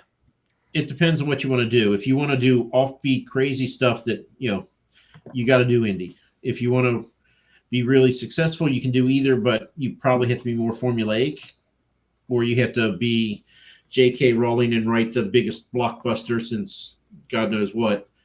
Or Stephen King, or yeah, I Yeah. hear you. I hear you. Well, I mean, they were traditionally published, so they got pushed by their companies to. But she was one that she got rejected 20 times before Scholastic picked them up. So yeah, you have to either catch lightning in a bottle, or you have to have somebody with deep pockets pushing, whether that's you or Or George publisher. R. R. Martin. Yeah, well, he has deep pockets now, so if he ever produced anything new, he could push it. Yeah, yeah. Yeah. No, it's a yeah, it's a weird world we live in. But I guess my friend, or one of my friends, um, was. Ooh, look at you! You have more than one. I know. Yeah, I know. I'm. We're getting along, Mike. I think we're all right. But anyway, like I guess the point of this is do you think like there is like do you think that one is better than the other, or do you think that do you think that there should be a conflict between trad and No, indie? I mean, I don't think so personally. I don't think there needs to no. be. I think that there is probably one choice that is better for you. There's probably one choice that's better for me, but it depends on what you want. If you go the traditional route, one, you have to get an agent. Let's say you're able to get an agent within like 4 months, which will make people envious of you. Um, Yeah. then the agent will say, okay, give me your book. I will edit it. And then they will make changes. And, you can say, I don't want to make these things, but it's a negotiation at that point, because if you are totally intractable, they'll be like, I can't represent you. Goodbye. So, it's a negotiation, but you'll get the book to where you both are happy with it, or happy enough. And then she'll go into a traditional publisher, and their job is they should know who works there, because they all basically come from traditionally publishing. Then they decide to become an agent. That's how they have their contacts. Mm-hmm. And they're there to shop it to the right people, so that they'll, get a champion inside the companies to champion your work, so it'll get published. But if all that happens and they say, yes, we want this, we'll give you advance, you are probably looking at minimum 2 years before they publish your book. Because they're a big corporation, so nothing moves fast. So this editor will hit the bureaucracy. I hear you. I hear you. So I mean, if you write this book, and you're like, this is the greatest book, I can't wait till you read it, you'll get to see it in 2.5 to 4 years. I mean, that's fine if you're like, fine, I can use all that extra time to write my next book and my third book and my fourth. If you're willing to do that, fine, not a problem. I mean, there are definite advantages to that. But I don't have that kind of pay. I'm like, come on, just publish it already. I don't necessarily want to work with other people. Like the one woman I talked to, she's like, well, they did ask me what I wanted on the cover, and I did suggest some DNA strands. So they did sort of put them in and, faintly on the sides, but otherwise they drew the picture for the main character that they wanted and not how I visioned her. And I'm like, no, if I'm going to put all the blood, sweat, and tears into making this story, it's going to be as close as I can make it to my vision. And I don't want to share. I'm not big on sharing. So, for me, indie press the small indie press is maybe the most I would ever do. I would never do traditional because it's taken out of your hands. One story I heard, which may or may not be true, but there was making the rounds, is that one author was told by their publisher to cut 50,000 words and add a vampire. And she's like, it's not paranormal. They're like, well, vampires are hot, and you sent us 160,000 word book, so cut 50,000 and add a vampire. And I'm like, what do you even do at that point? Because it's like, is it your book anymore? If they're making and to me, it's like anything you change. Like, no, I put that there for a reason. I'm not changing it just because you think that X, Y, or Z. I would not be good to work with. And I know this about myself, so I would never ever go traditional. Yes, you sound like you're a very opinionated man. So I imagine you would.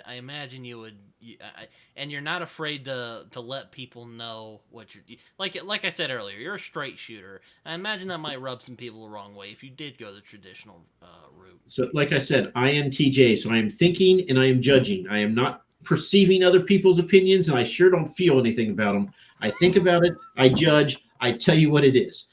That's me.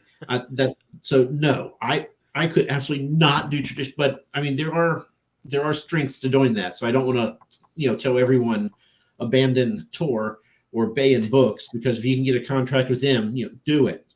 But I'm not going to try. I half-heartedly tried to query. I queried 3 people.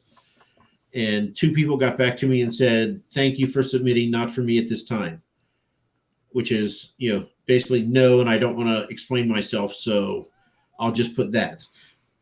So I was like, you know what? I'm not going to fight it. I'm just going to publish myself. So. Yeah, I mean, again, I'm not really, I'm still kind of fighting with myself on which one, because, I don't really want to feel like I'm just throwing my writing away. But then again, I've heard other arguments from people who are like, well, you're kind of doing that anyway, no matter what you're doing, no matter which route you want to go down. So you know what? You can find success either way, but more likely than not, you won't. That's probably how just flip a coin on it. I don't know. I'm like Two-Face at this point. Well. So, yeah, well, again, if you go that route, you have to get an agent, and then which means you have to research what agents are actually accepting queries. And because they get so many, they're like, this is the form. You must fill this form out the way I tell you to. And if you don't fill it out the way I tell you to, I will immediately ignore your book. And and they can, because they get, hundreds of submissions, every month. And so they're like, I can't possibly read all these. I'm looking for reasons to say no. So if they say, fill out this form in this manner and you don't, you've just volunteered to be a no.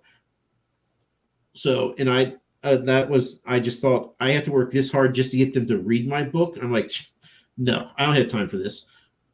So that was me. But again, traditional, there are a lot of strengths. All the biggest names authors are traditionally published authors for a reason. So don't take it as I'm saying only indie. For me, it's only indie. But there's hurdles you have to jump through, or hoops you have to jump through, and hurdles to jump over, no matter which route you go. Yeah, I mean, I don't want to be. I don't. I mean, I don't know how old you are, Mike. Old, very old. I mean, I would guess 50s, maybe late 40s. 53. 53. Okay. Late 50s, I'll take it. I was about. I wasn't gonna say late 50s. I was gonna be nice. I was gonna say early 50s. I thought early 50s, but okay. You know, I was pretty close. Anyway, I don't want to be 53 and feel like I've just wasted my whole life because I'm querying. Now I don't know if it's gonna be that dramatic, and I if I did go that traditional route, but again at the same time, I don't know. I mean, I guess that kind of goes back to another thing I wanted to ask. Do you think there are objective, or I guess that's not the right word. Do you think there are differences in the writing quality between indie and traditional? I think for indie, I mean, if the author is good, then no, there's no difference whatsoever. Now you can have some hack who, hey, I wrote this in a long weekend and now I'm going to publish, and it's absolute crap. I mean, you can get that with indie because there's nobody to tell you, no, I'm not going to put my name on this. I mean, it's just one person's job. So if they don't know what they're doing, they can publish, and they can then somebody reads that and is like, oh my God, indie, it's all crap because this one guy didn't know what the hell he was doing. He published a book after I guess my thing is I don't see black and white like that. I don't think it's that simple. But I mean, if you know what you're doing, if you know how to write a story, and in my case, I never ever took English 101 or 102 in college, so I never wanted to be a writer. Do you regret going indie? No. I would lean on no, but I'm curious to your thoughts. No. But I mean, if you've read enough books, because for me, I can write these because I've read enough books that, I mean, just, I don't realize, but I'm like, okay, this is enough world building. I have to move the plot along. And it's just like a feeling. And that's a lot what I learned with the developmental editor. I mean, she honed it some, but I mean, I was like, okay, now, it can't be the mushy middle. Something has to happen to keep people's attention. So, and I was on the path. I kind of strayed a little bit here and there. And she was like, listen, this is what you're doing wrong, which wonderful. Loved it. I needed that. But, I've read so many books on my own that I'm like, I kind of know what makes a good story. So, and if that's the case, then, I mean, no, if you know that, then you can write a very good book as an indie. Like I said, for me, I want something new and novel. When I pick up a book, I don't want to read another version of Murder, She Wrote or something like that, So I'm going to read almost exclusively indie because traditional, again, they write to market. This is what's selling. Let's do more of these. And I'm too old. I've read those before. They're fine. But now I'm like, I want something new and inventive. And you're not going to get that. If you have something that works as traditional, they're going to like, okay, your Western work. We want 3 more Westerns from you. And you'll be like, but I'm going to write a true crime. Like, no, you're not. You're going to write a Western. That's what's selling. And they're going to ride that horse until it stops running. And no then pun they're intended, of course. Yeah. I mean, my growing up, I loved Isaac Asimov, read all kinds of things by him. And he was telling the stories like he wrote, the Foundation series, all this sci-fi that he's known for. He wrote it in the 50s, long before I was born. But anyway. And then he's like, I want to start writing, mysteries. And he said he had to fight and fight. I mean, he was, top of his game, the #1 sci-fi author in the country. And he had to fight and claw with his publisher. So he's finally like, I'll just go somewhere else then. And they're like, fine, you can write mysteries. And then he wrote mysteries for a decade. And then they said, why don't you make something that sells now? So then he went back in the 80s and he wrote more Foundation novels for a sci-fi series. But, it took someone with that amount of clout had to fight to get it because they're like, no, this is what sells. We're a business. We try to sell things. Why would you change from the successful thing to this crappy thing? And they don't want to take maybe it's not crappy, but they don't know. They haven't seen your work. They don't know if it's going to sell or not. And even if they did read it, they don't know what's going to happen because they never know what the audience is going to want and when their minds are going to change. So to me, that's the biggest difference is traditional. I mean, I wish if I'd known then what I know now, The guys who wrote the Expanse novels, they wrote a couple. I think it was Star Wars, where they're like, okay, here is the kit. Here's everyone's names and the planets, and write your story. But these are the facts that are established in our universe. Go write your book. And they wrote a couple of those, and those are very popular with people to read. So you get your name out there. They are now like, hey, Britton, he knows he wrote this book, this Star Wars book. I loved it. And then you're like, well, now I have this other book here that's non Star Wars. It's my story, and you kind of build an audience that way.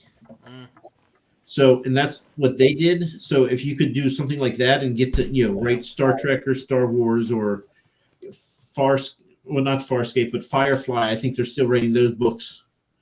If you can do something like that, then you get your name out because it's traditionally published.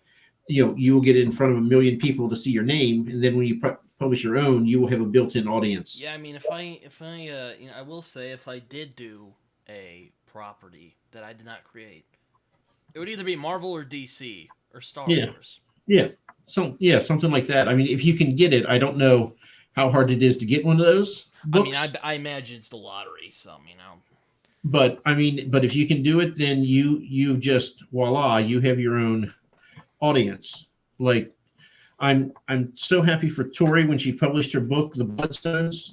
She has a channel with over 3,000 people, so she has a built-in audience right there. Then she can tell all these people they all are interested in her. They wouldn't be on her channel. A certain percentage of them are going to buy the book. So I'm sure she had a great launch. I watched a little bit of it. I know she had a good launch. She sold a lot of books. She had something like in the teens reviews before the book was even published. Shit from advanced reader copies. People rated her book. I mean, she did everything right, and she had a following because she had a channel, and substantial, was over 3,000 people. So that's that. Instead of writing the Star Trek book, you can be like Matt from Beard of Darkness and interview people every single night apparently, and grow your channel from nothing to over 1,000 in 6 months. I guess I don't want to throw my work out there and then I just hear crickets, like in movies. See, and that's what happened with me. I imagine that's what I was going to say. From what it sounds like, what you were telling me earlier, that kind of happened with you. Yes, absolutely. Because I published, I'm like, okay, what now? No one has an answer for me. What do I do? So, so I started advertising on Amazon, and if I spent $10 on ads, I usually got maybe $1 back. Because one, I didn't know what I was doing, and two, whoever knows what they're doing. I mean, the people who are successful are the people who, again, have 10 to 20 books out there. They've been doing ads for a while, so they've corrected their mistakes. But they also have. I'm not just selling you one book. I'm selling you 8 books in this series. So then you can make your money back. If you're just selling, you have one book and you're trying to make all your money back on one book, there ain't no way in the world, unless it becomes the hottest property since 50 Shades of Grey. That's just the reality. And that's why you can do Comic-Cons, but then you're standing there trying not to look desperate as people walk past you, and it's a slog. Oh, yeah, I've met authors at Comic-Con. If you're not going to write like 10 to 20 books, then you're probably not going to be profitable. Well, yeah. Unless you go traditional, then you get your money up front. So then, if you don't sell another book, you still got the $5,000 or $10,000 for the book you wrote. But yeah, I've noticed it's a gamble no matter what you do. So I mean, again, I don't try to look at things in black and white necessarily when it comes to. I mean, I have a friend who kind of is that way, and we go back and forth about. About if traditional is better than indie. I mean, I think you can find quality books from both. I haven't read a lot of indie books, I'll admit, so I won't pretend that I'm an expert. I mean, I got a couple back there. I haven't read them yet. Well, I did read Thrice, and I thought that was pretty good. But then again, I think Andrew Meredith is a pretty good writer. And I was going to say, if you like, I started watching Andrew Wizardly Reads, and then I started watching Nico and a couple others. Mm-hmm. And I mean, one, the only thing I warn people if you start doing this is that you'll be like, oh my God, that's another book I have to read. That's another, and all of a sudden your to be read pile will be 300 books, and you're like, but I read 3 books a month. If it's 300, that means I have 100 months already backlog, and they keep producing more content. So, I mean, you finally you get over that and realize I'm not going to read all the great books there are because there's too many of them. But I'll just pick and choose and pick the ones I like. But if you go through their recommendations, I mean, that's the wonderful thing is that they'll read it and they'll tell you I liked it because of X, Y, or Z, or I didn't like it because of ABC.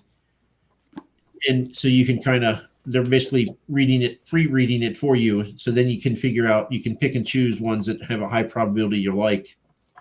And if you do that, then I think that the indie books you read will be every bit as good as traditional. Yeah, I suppose I'll see. Cause again, I'm trying to like read more indie books. Like I have Tori's on the rotation, and like Joe, I have Wistful Ascending back there. Yeah. My friend Steve Stark's book, I got his. Which it's funnily enough, my friend Kurt kind of looks like my friend Curtis Lawson's book. They have a similar like font. It's really weird, but we'll see how that goes Yeah. because. But yeah, I guess I don't know. But I thought since you're an indie author, I would ask for some insights from you.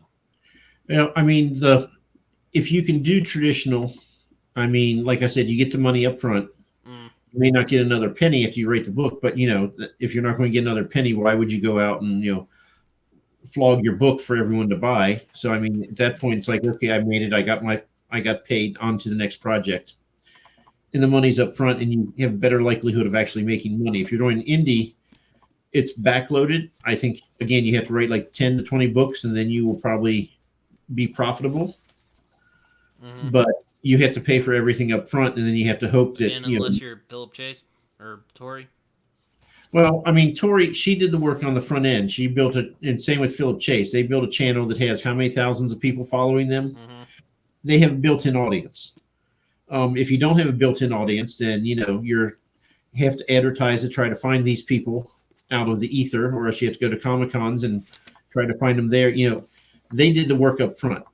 They have their audience already there, so that I don't begrudge them that because they already put in the work.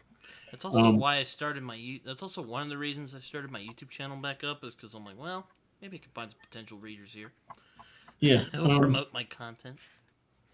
I mean, Ro and I, again, like I said, we talk for like 2 days in a row, and we tell each other how to do their job, and neither one of us listens. But he is more.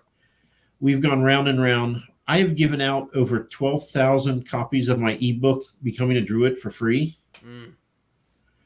And he's like, I worked too hard on that. I'm not going to give it away.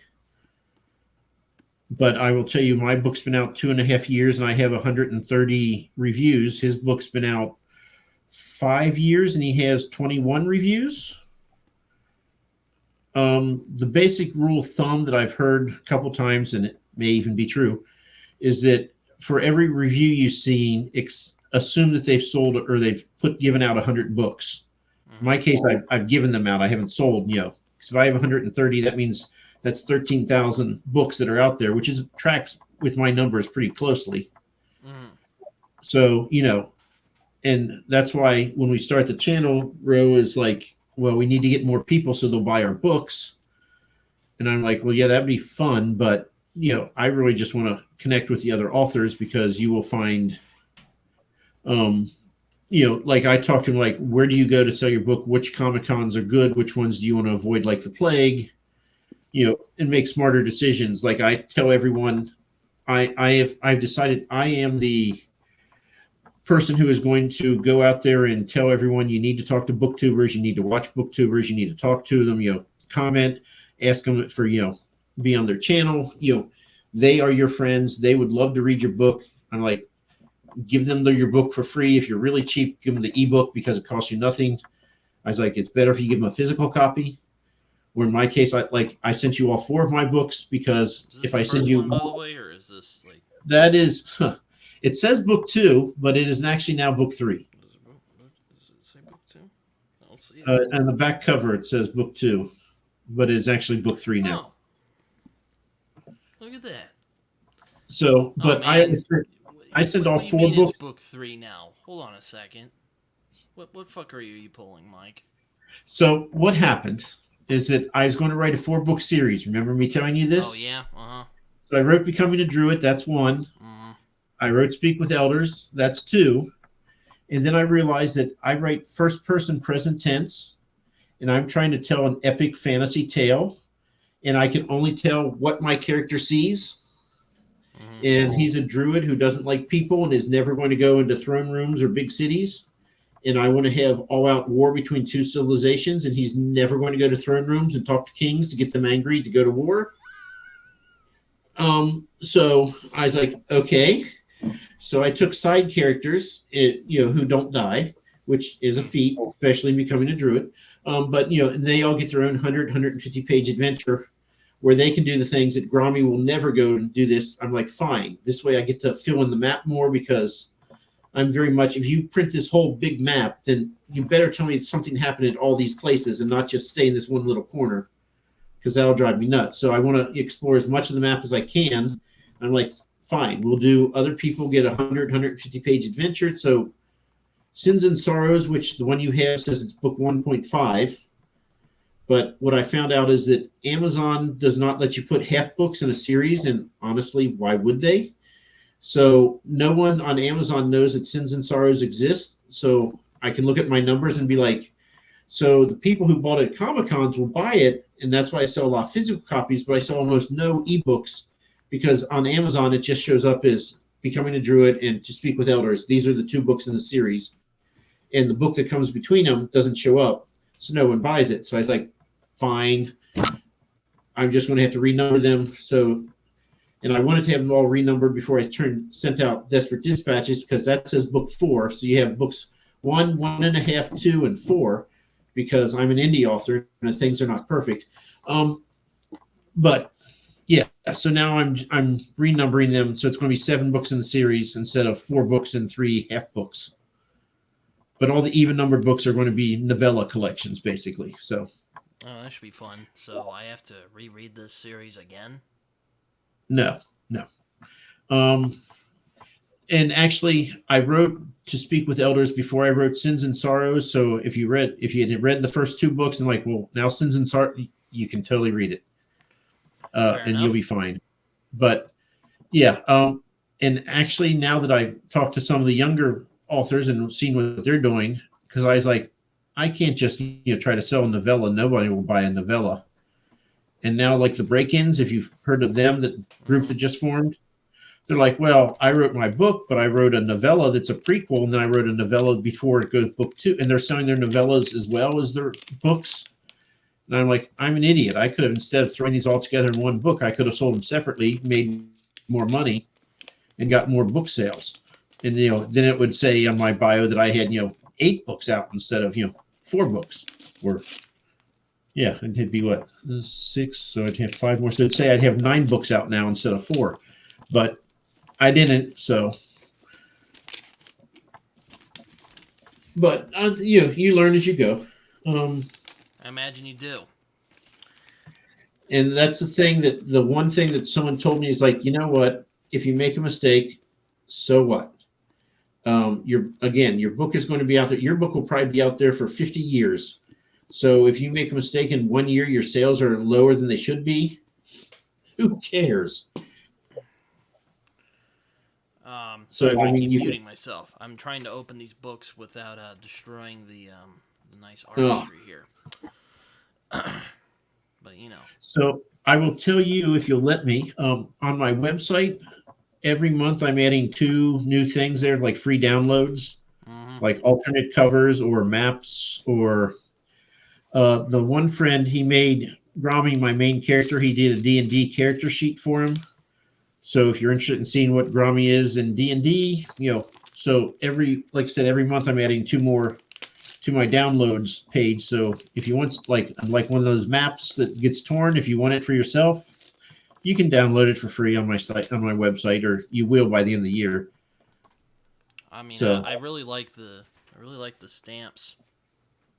Yeah. How'd you do that? I just bought wax and I got well here, let me show you. This is what I was doing when you first came on. Uh, so this is the little, they call it a furnace that you just have one of those little tea candles underneath. Mm-hmm. You heat your wax up in the little spoon till it's molten. You pour it on whatever. Mm-hmm. And then this is the stamp. That's the owl stamp. Mm-hmm. So, and I just have a different stamp for each of the books.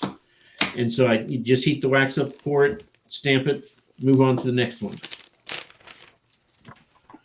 So, but it's kind of nice. It kind of personalizes it a little bit.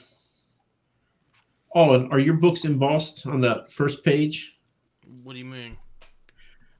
Open up the cover and that first like thick piece of paper. Oh no, I don't see it anyway. Oh, okay. Well, then I sent I see that that without you emboss. signed it though, which I appreciate. So. Oh yeah. I should have signed all of them, but some of those I wrapped before I got my embosser, so they're not embossed. But I don't know if that matters. I figure some people might think it's cool, but honestly, I couldn't care less if it's embossed or not. I mean, but then I'm also I would not pay you even $1 for your signature. I don't care. I mean, I know there's people who, signatures are huge, and I definitely play it like, would you like me to sign this for you?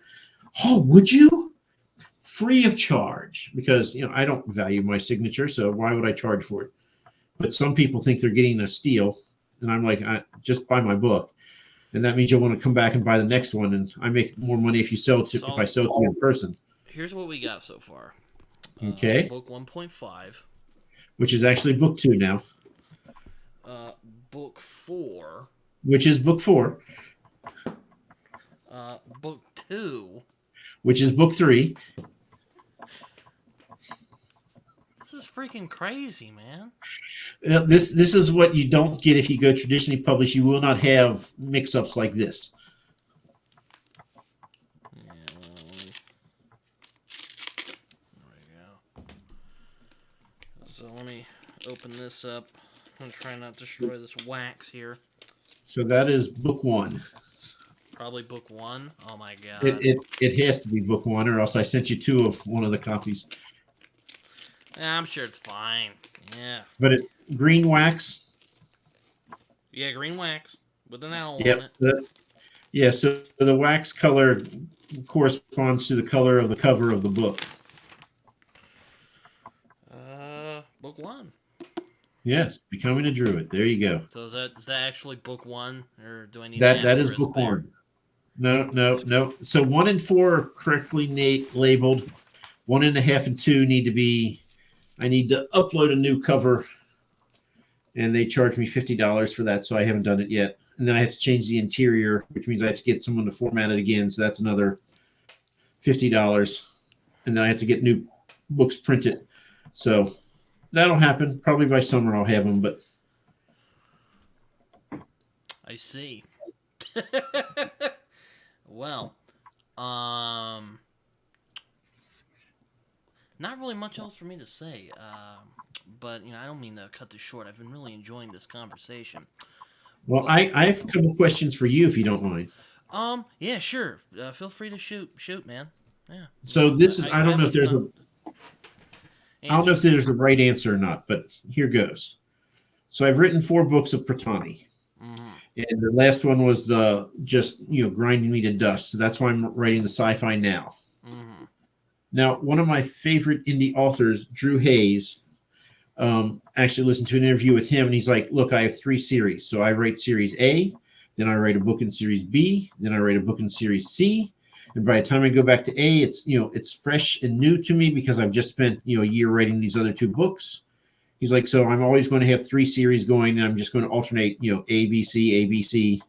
And when one book finishes, I'll just start a new series, and that'll fill in that slot. So I'm kind of thinking I want to do that, but I only have the Pretanni novels, which I've written 4 out of 7. I'm writing this book, which is the Haley Travel. Well, I haven't published yet, but in any sort of way. So if you're the reader, and let's say you've read all 4 of my books and you like them, let's just say that that's true for this demonstration. Would you be uptight if I'm like, well, now I'm going to write a sci-fi, then I'm going to write another fantasy series, and then sometime next year maybe I'll start with book 5 of the series you're reading? Well, I mean, talking to me, if I read too many books of the same series and all in one, I get burned out. So, I mean, if you do another book, then it's in another series, then I'll probably be more receptive to reading it. But, you know. Because I know that people, they will tell authors, especially fantasy authors, if you want to make money, you have to write a series. Because if you write a standalone and they like this standalone, that doesn't mean they'll read your next standalone. It's like, I like this story, but that world's over, and they'll stop. So that's why everyone wants to write a series now. Because if you hook them with the first book, then they're going to buy book 1.5 and 2 and 4 and what have you. So, but if you're doing that, it doesn't mean you'll necessarily jump to like my sci-fi. I don't know how many people who read my fantasy will read my sci-fi, and if they do, I don't know if they'll like it. Well, I mean, I like science fiction a lot, so I mean, I'll probably read it. So I mean, there's a lot of people. I'm more critical of sci-fi than I am fantasy, so we'll see how it goes. But there is overlap between fantasy and sci-fi, but not complete. So so a lot of when I write this I'm not sci-fi going to judge book, the science or anything, so you'll be fine. but I mean, it's a different really group of people. So now I have to market to a different group of people. So I have 2 different groups I'm marketing to, and there's, like I said, it's a Venn diagram, and there's not much overlap between them, not as much as I'd want. So I'm like, if I write a sci-fi, then am I just sticking a thumb in my fantasy reader's eyes because I'm like, hey, I wrote something you don't care about, and I'm going to write another series that you may or may not want to read before I get back to the one you're reading. Maybe I'm just being a romantic here, but I would just be like, you know what? Here it is. If you want to read it, great. If you don't, fine. Well, you have to sell a little more than that. But yeah, I know. But I mean, I guess I keep going back and forth, and I guess my answer to myself is, you're losing money every year. Why are you going to write what you want? If you're blowing money, at least have some fun with it. It's not like this is money that you're losing by doing this, because you're losing money anyway. So it hit home when I was talking to an author. I was like, so you're going to publish, how many books this year are you going to publish? He's like, well, hopefully 2, maybe. He goes, if I can afford, the editing and all that for the second book this year, I may not be able to afford it. So it might not get published till next year. And I'm like, oh my God, yes, I understand that. I never, thought about it myself, but yeah, I mean, it gets to the point of, if you're new, you're not going to make money. So if you're not going to be in it for the long haul, I'm super stubborn. So I mean, I know that I will get to 10 or 20 books as long as I don't get a heart attack first, but I mean, I want to write one book and it's going to be a bestseller and it's going to be made into a movie. And no, it is not. Sorry, princess, but it ain't going to happen. So, I mean, again, it's a slog, which is probably good. If it was that easy, then even more people would do it, and it'd be even a more crowded field. So, I mean, you basically have to.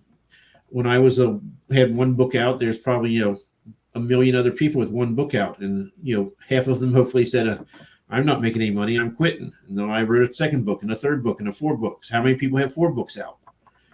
So it's just like a war of attrition. And like I said, I am super, super stubborn. So I will get to 10 or 20 books because that's just me. But if you're not going to do that, then I don't. Writing is what I like to do. So I'm not playing. So I mean, as long as you enjoy it and you're willing to do it and realize that the payoff, if there is one, is not for 5 to 10 years. That's why I talk to other authors who've published 4 and 5 books. Like I can't afford to publish 2 books this year because I have to pay for editing and cover. And like JCM Byrne, he is paying I don't even know how much he's paying per cover, but he got the guy who also does the Dresden File covers. Oh yeah, he was telling me about that when I had an episode of this very show. Yeah, he is paying crazy money. My guy, he's Belarusian, but he lives in Poland, and he charges me $120 for a cover. Must be a Which lot is, in Poland. oh yeah, it's like 488 plotskis or whatever their currency is. Um, but I mean, there's no way you're going to get an American artist to do a cover for you for $120. Um, but I mean, the guy who does mine, I love the style. I mean, I like the covers. Um, I also he told me, which I'm happy for him, but kind of sad for me. He got invited to Oxenmoot as a guest artist. Oxenmoot is the biggest gathering of Tolkien fans in the world. It's Mm-hmm. held in Oxford, and he got invited as a guest artist. So they'll pay his plane fare and everything since he's their guest artist. Which I'm like, that just means your prices are going up. That's all it means for me. But he draws a lot of uh, Lord of the Rings type artwork, and he's getting more and more popular selling it. So I'm going to have to start paying more for my book covers. I mean, I like the book covers you got here. It's I mean, it's Yeah, no Richard Anderson, but it's look at that. Nico, when he's like, this just makes me feel like 1980s fantasy. Oh, I mean, no, I have to ask, what is he doing? Is he just like strutting his stuff in front of everybody, or is he he like? is calling forth a storm. Well, he looks very blasé while doing so. I must say. Well, I he's standing on top of Stonehenge, but Stonehenge. Oh Lord. so yeah, but so that's I'm trying to figure out after I do Haley Traveler, which should be out.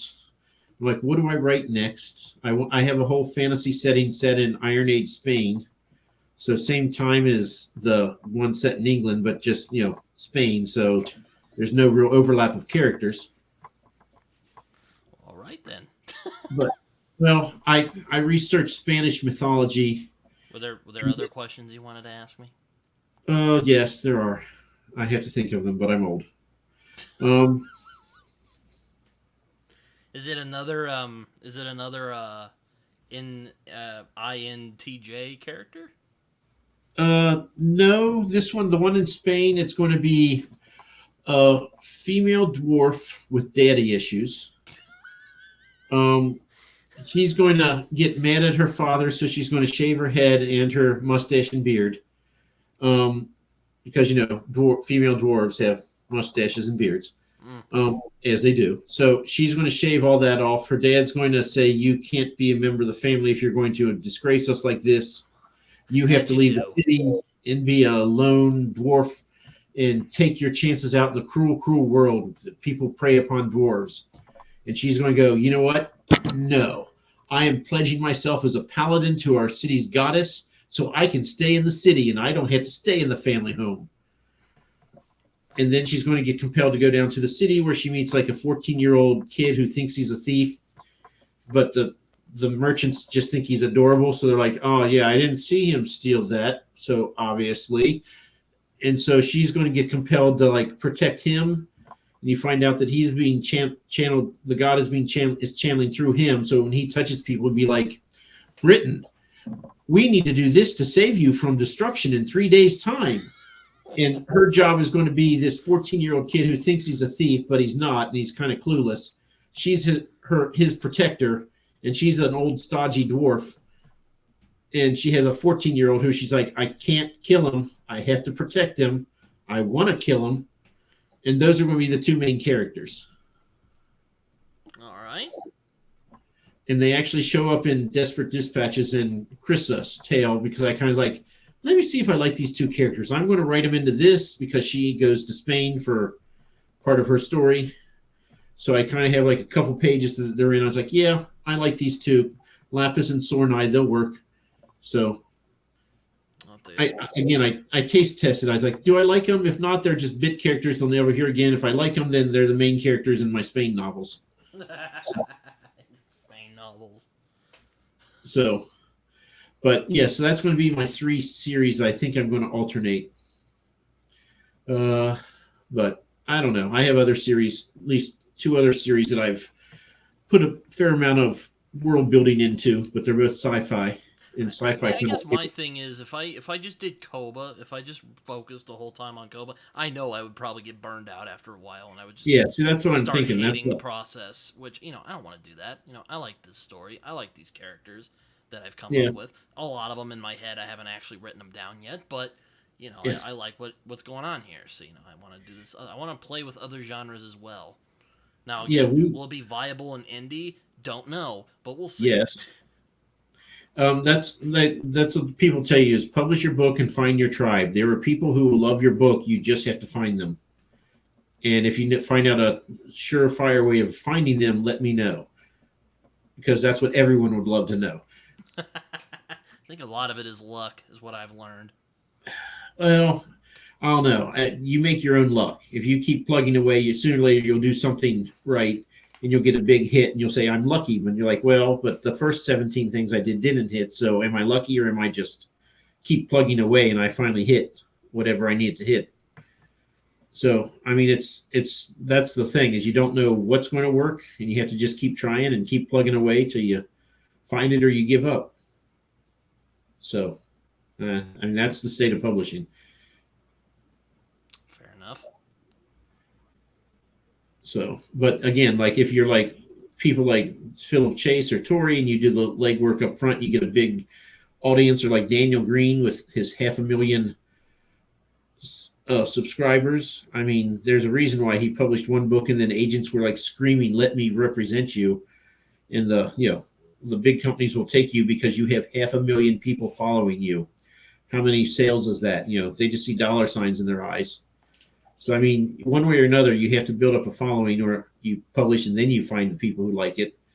You know, but either way, you need to find your tribe.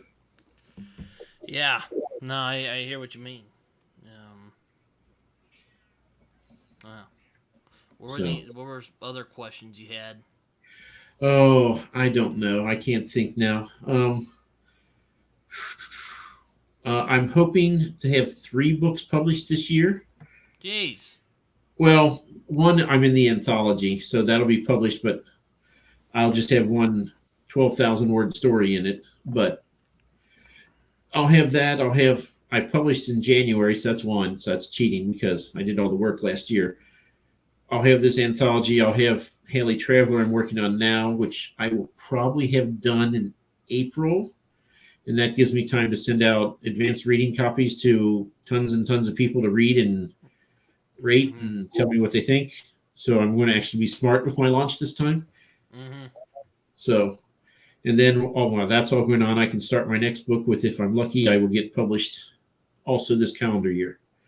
It might be January or February next year, but anyway, I'm going to go from 3 books at the end of last year. Should have at least 6 books to sell on my table by the end of this year. So Not bad. yeah, it moving forward. Sooner or later, I'll have enough that I don't have to. I love when we interview people. Like, how many books have you published? Like, oh, I don't know, 20 something. And I'm like, I want to be that person. Be like, oh, I don't know, I can't count them all. Fair enough. I hear you. You know. But yeah, don't be in a hurry to publish. Even when your story's done, start on the sequel before you, so that it can come out within like the next 6 months before people forget you exist. So And yeah, so and listen just keep tickling their balls. Is that what you're saying? and make sure when you edit, at least once you listen to it out loud, so that, or you read it out loud, or you listen whatever, just because you'll catch so many things. I keep wondering. It's like I thought I knew English, but every preposition I use is wrong. I'm like, take that of the spaceship. No, not of. Off the spaceship, from the spaceship. There's several that work, but you chose a wrong one, and you don't read that. When you read it, you know what you mean, so you gloss over Mm-hmm. it. But when you hear it, those are the things you hear and you fix, and you're like, oh my god, I don't. Last thing I want is an email saying you don't understand prepositions. Mm-hmm. So Um. Yeah. I no. Sorry, I didn't mean to interrupt you. oh, Finish what no, you were you're saying. you're fine. And if you find a cover artist who you like, if you find an editor who you really jive with, They are worth their weight in gold. So I have found an editor I like. Though, yeah. luckily, I'm a friend. I'm friends with this guy, so that works out. But Yeah. Well, my editor is Roe. So your editor is broke. it is Roe Bushy, the Oh, balding, the other guy from Balding. which I love the fact because we have different outlooks in story. Like he always tells me that he's like, the story's not big enough. The stakes aren't high enough. Who would read this story? And his first book, Magic is Invented. His second book, they defeat death. Oh, dragons also come in the second half of book one. They were non-existent. Then I'm like, each of these could easily be a series, and you have all this happening in 2 books. You have magic exists, dragons exist, they overcome death, and that's just 2 books into your 6-book series. What the hell do you have after that? Wow. So I mean, he is always big, grand scale, and mine. Becoming a druid is all about Grommy as a druid. He has to go on his quest. You're more like smaller scale, and the other guy is just fucking Malazan, or like the fucking stratosphere. Becoming a druid is about the guy going on his quest to basically, it should be like a yay, I graduated high school, I finished my quest. But Grommy's an idiot, so it becomes international disaster and leads to all-out war by the end of the series. Oh no.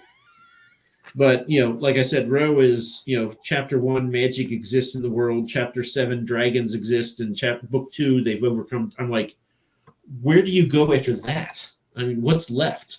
So he writes big grand scales, and I tend to write smaller and just it's like, well, we knocked over the first. Hell, they probably hate my book. Mine's about a small town where some weird ass shit's going on. So I mean, I like that because when he line edits, he not only fixes my English to make it look like I'm competent. To quote Neil Gaiman, to make it look like you know what you were doing the whole time. But then he also in the margins will be like, if you edit this, you'd create a lot more tension. And and some of the things I'm like, no, I'm not doing that. I'm not writing a road book where the world hangs in the balance, at least not yet. But I mean, some of the things like he'll tell me, it's like, oh my God, yes. How did I not see that? And so, I mean, to me, I'm getting my editing so it looks like I know English. How do you go forward from conquering death? That's what I want to know. There are 6 books in his first series. In the second book, they conquer death. I'm like, from there. I don't know. I guess I have to have him on this show, and I'll ask him. So, yeah, this is why, again, when we are next to each other, we tell each other, I'm the one who gives my first book away for free as often as I can, the ebook at least. Well, and physical copies too. I'm pretty liberal with sending out to people. But, and he is like, I work too hard on it. I want to get paid for every single, and I'm like, there's a reason why I have 10 times as many reviews as you. Which is more valuable, getting paid for every sale or having the reviews and having people think that you're a success when there's probably 15,000 books out there and 13,000 and a few hundreds have been given away. All right then. So writing is hard, and if you're not going to do it for a decade or 2, then you're not going to make money unless you catch lightning in a bottle. Fair enough. I mean, but that's not a plan. That's a hope. Yeah, no, I hear you. But I think that is all I got here for today. Yeah, that's all I got. I know there's other questions that I will think of probably tomorrow. You can probably ask me over Twitter because we follow each other on Twitter, so it's fine. Yep. But Mike, if you want to shill anything before we leave.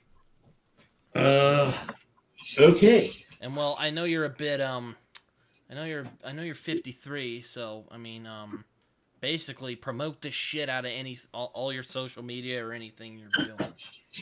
Okay. Your website, your YouTube, whatever you want to do. 4 books so far out of a 7-book series. I am going to. I don't have it anymore. Anyway, a sci-fi book is coming out this year. Haley Traveler, about a happy little psychopath. My website is authormikemollman.com. And again, if you want maps or alternate covers that I had drawn and decided not to use, the artwork, you can go there for free to download it. I do blog occasionally. You can sign up for my newsletter on my website. I'm around. Usually Twitter is my preferred. I'm on It's Facebook your preferred half-heartedly. hidey hole, I see.